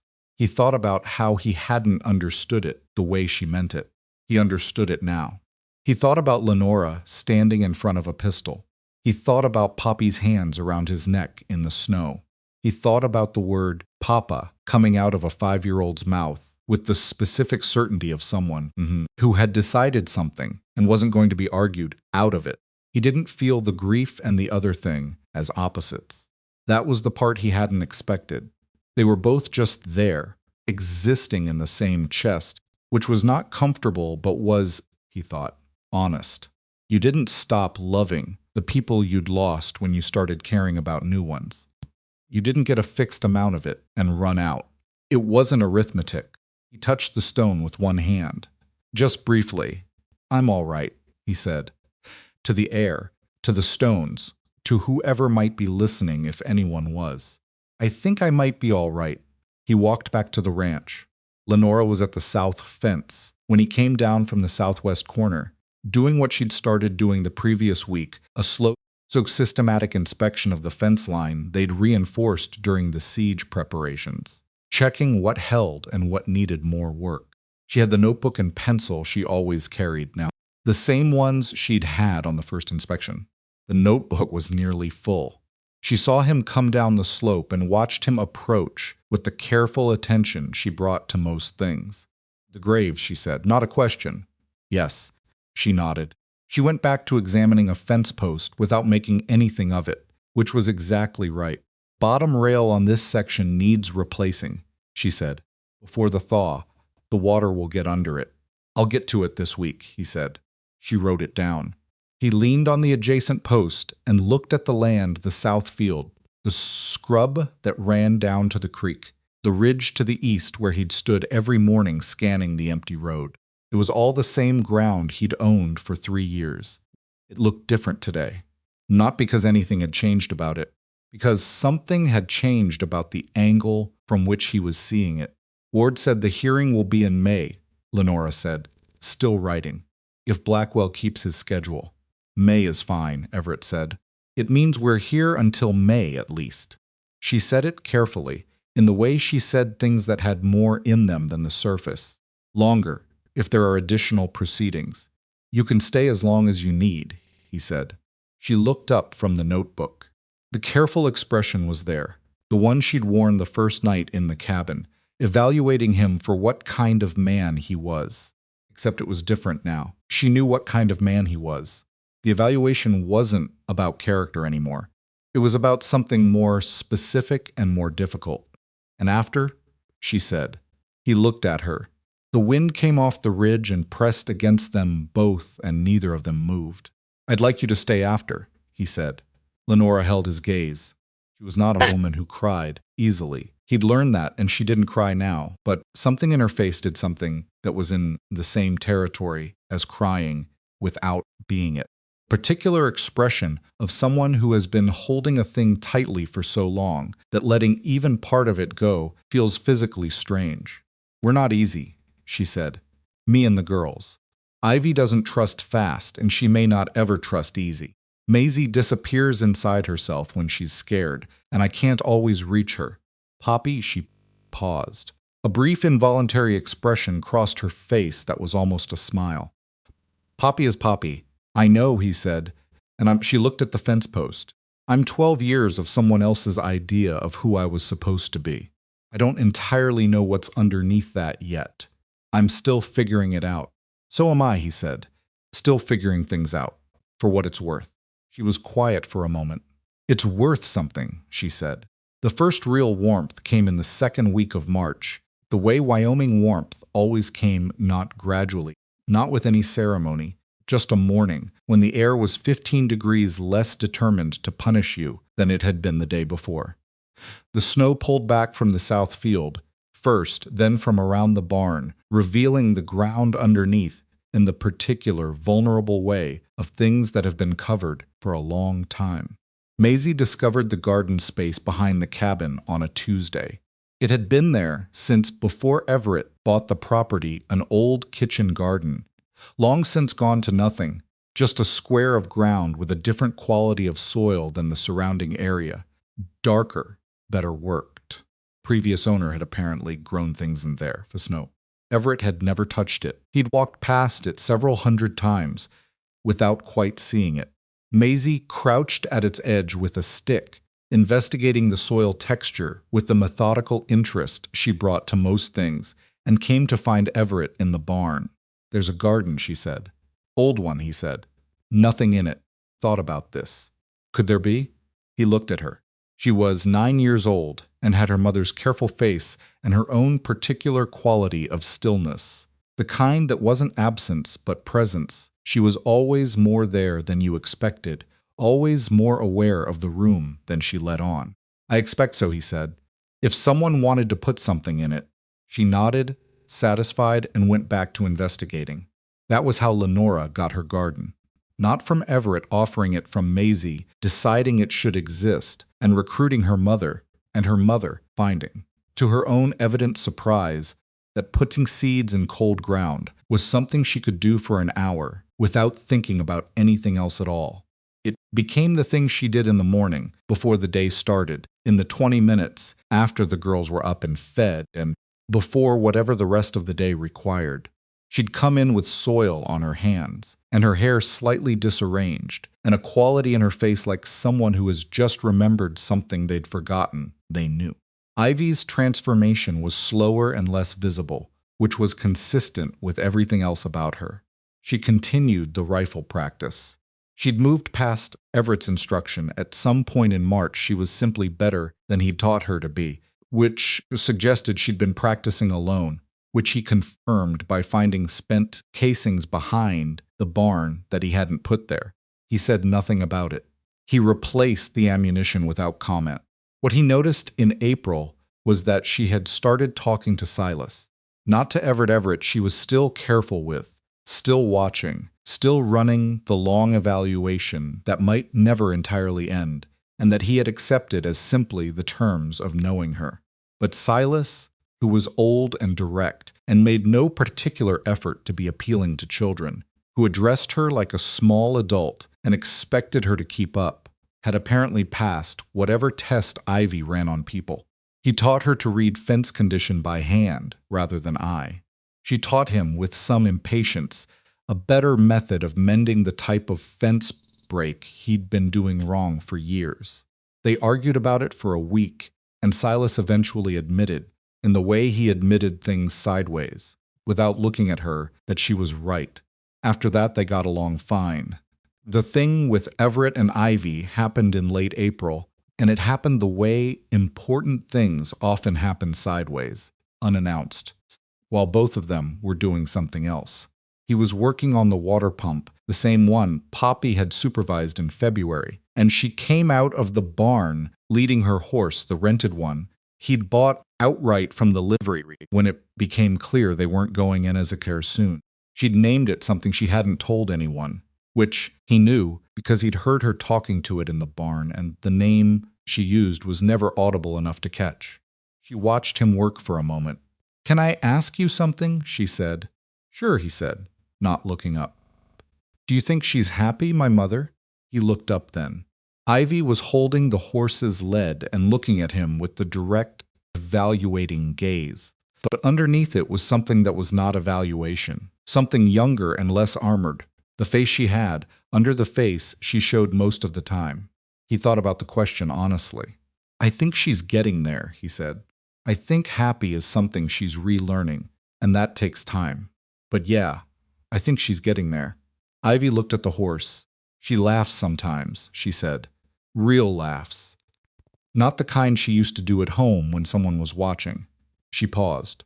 "I didn't know the difference until I heard the real kind." Everett set the pump tool down. "You've been taking care of her for a long time," he said. Ivy shrugged. "Someone had to." "Yeah," he said. "But you were a kid. You still are, Sildar." She looked at him. Something in her jaw tightened, the way it did when she was deciding whether to say the thing she was actually thinking. "You're not going to hurt her," she said. Came out halfway between a statement and a question, and he understood the real work it took for her to say it, the vulnerability underneath the directness, the thing she'd protected herself from having for years. "No," he said, "I'm not." She held his gaze for a moment. Then she nodded once, small, the same nod she'd given him in the street in Silver Creek when he'd told her. He couldn't promise she was safe, but he'd do everything he could. The nod of someone who has decided to take a risk they know is a risk. She led the horse out to the field. He picked up the pump tool and went back to work, and his hands were not entirely steady for a few minutes, which he didn't examine too closely. Lenora testified before Judge Blackwell in the third week of May. Ward had prepared her extensively, not in the way of coaching a performance, but in the way of a man who wanted her to know exactly what to expect, so that none of it could surprise her into silence. He told her the questions, the tone, the order. He told her that Mercer had already testified, and that Mercer's testimony had been thorough and specific and had visibly affected the room. He told her that Blackwell was a man who listened to what was actually being said rather than what he expected to hear. She went alone to Crestfall, which was her choice, and Everett drove her to the rail stop and waited there all day and drove her back in the evening. She was quiet on the return. Not the tense quiet of suppression, the different kind. The quiet of someone who has said everything and feels empty in the good way, the way a space feels after it's been cleaned out. He asked me to describe a specific incident, she said, somewhere around the 8-mile mark on the road home, November 81. When I tried to take Ivy to the doctor and she paused, described it. He waited, and Blackwell wrote it all down, she said. Every word. He wrote it down like it mattered, like it was evidence of something real that happened to a real person. She looked at the road ahead. Nobody ever wrote it down before, except Mercer in his private book, and even he didn't let me see it. It matters, Everett said. I know that now, she said. I think I needed to hear someone say it in a courthouse. Blackwell's ruling came in June. Ward rode out to deliver it personally, which told Everett something before a word was said, because lawyers who bring bad news send letters. He sat at the barn workbench and read the relevant sections aloud, with the girls present, because Lenora had said they were old enough to know, and she was right. The marriage was dissolved. Calder Rusk's parental rights were severed on the grounds of documented abuse and endangerment. He had been sentenced to 7 years at the territorial prison on the combined charges, and Blackwell's written opinion included language about the pattern of conduct over 12 years. That was not the usual judicial prose. It had a quality of controlled anger to it, the kind that a thorough man allows himself once in a while when the facts have earned it. Fenwick had been formally censured for the conduct of his original order. Pike had resigned his position 2 months earlier, which Ward mentioned in passing as if it were a footnote, though it wasn't. Maisie cried when Ward finished reading. Not distress. She cried the way some people do when something has been held tightly for a long time and is finally allowed to release. Cried without sound, the tears just arriving, and Lenora put her arm around her and held her without trying to stop her or explain it. Poppy asked if this meant they were staying. Yes, Lenora said. Popsy sat with this information for approximately 4 seconds. I'm going to name my horse, she announced. I've been waiting until we were staying. Everett asked her later what the name was. Biscuit, she said, with enormous satisfaction. He thought about pointing out that Luther had significantly more dignity than a horse named Biscuit. He decided against it. He asked Lenora to marry him in July. He did it badly, which was appropriate, because good proposals are for people who know how to say things smoothly, and Everett was not that person. He did it in the barn.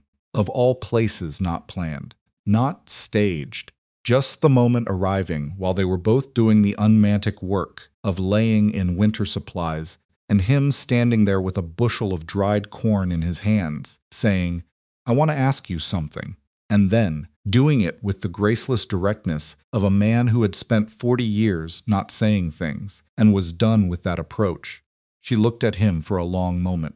You know what you're asking, she said. 3 daughters, he said. Yes. And Ivy. Especially Ivy, he said. Another moment.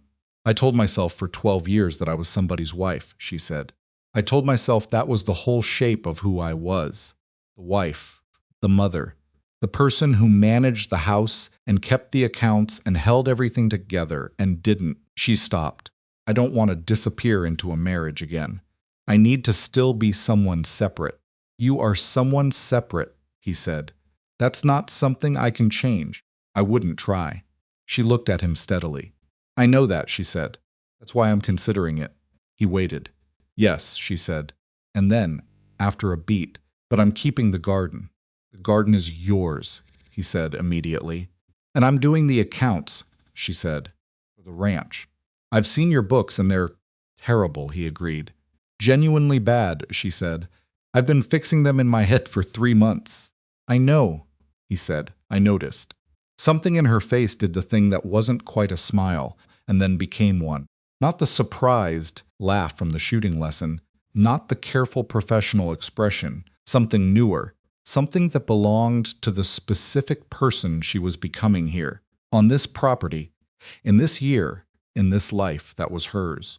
They were married under the oak tree at the southwest edge of the property, the one that grew near the graves, which Lenora had chosen, specifically and deliberately because she understood, without being told, that the people under those stones were part of what Everett brought to this. And she wasn't going to ask him to pretend otherwise. Silas stood as witness. The Henderson boys came uninvited, which was consistent with their character, and nobody told them to leave. Maisie drew a picture of the oak tree from memory that evening and pinned it to the cabin wall. Poppy told everyone in attendance that she had known this was going to happen since February, when Everett explained that horses could sense sadness. That's when I knew he was a good one, she said, with the authority of someone closing a case. Ivy did not cry at the wedding. She stood straight and watched the proceedings with the same careful attention she brought to everything. And at the end, when Everett turned from the tree, she looked at him and gave the small nod. Just once, he gave it back. That was all. It was enough. There's a thing people say about starting over, about second chances, new beginnings, the clean slate. It's said with good intentions, and it's mostly wrong because you don't get a clean slate. You get the same slate with writing all over it, some of it indelible. And you have to figure out how to write something worthwhile in the spaces that are left. Everett Cole knew this better than most, and so did Lenora. And so, in their different ways, did her daughters, who were too young to have earned the knowledge and had it anyway. What they built on the Bitterroot Creek Ranch in the months and years after Calder Rusk went to prison was not a clean slate. It was messier and more complicated and more real than that. Ivy remained careful with trust for a long time, for years, if you want the honest version, and there were periods when she went quiet and unreachable. And Lenora would look at Everett with an expression that said she didn't know how to reach her either, and they'd simply hold the space and wait, because that was all you could do. She grew up fast and a little serious, and turned out to be exceptional at land assessment and fence planning and the practical geometry of running a working ranch. And Everett gave her more responsibility as she proved she could carry it, which was the right approach with her, the only approach that worked. She never entirely stopped watching him. He eventually understood that this was not distrust so much as the habit of someone who has learned to pay attention, and that paying attention was not the worst quality a person could have. Maisie drew everything. The ranch, the horses, the faces of the people around her, the mountains to the west, and the creek when it thawed, and the oak tree in every season. She covered the cabin walls with pictures until Lenora had to establish a rotation system. She was 15 when a man passing through who sold goods to general stores saw one of her drawings in Caldwell's. Lenora had traded it, with Maisie's permission, for credit on supplies, and asked where it came from. By 17, she was selling drawings regularly, enough to matter. Poppy remained entirely herself. This is all that needs to be said about Poppy. The stray dog arrived in October of the first year, appeared one morning at the barn door, thin and uncertain, looking at Everett with the expression of an animal that has been disappointed before and is deciding whether to risk it again. Poppy named it before Everett had finished, deciding whether they were keeping it. They kept it.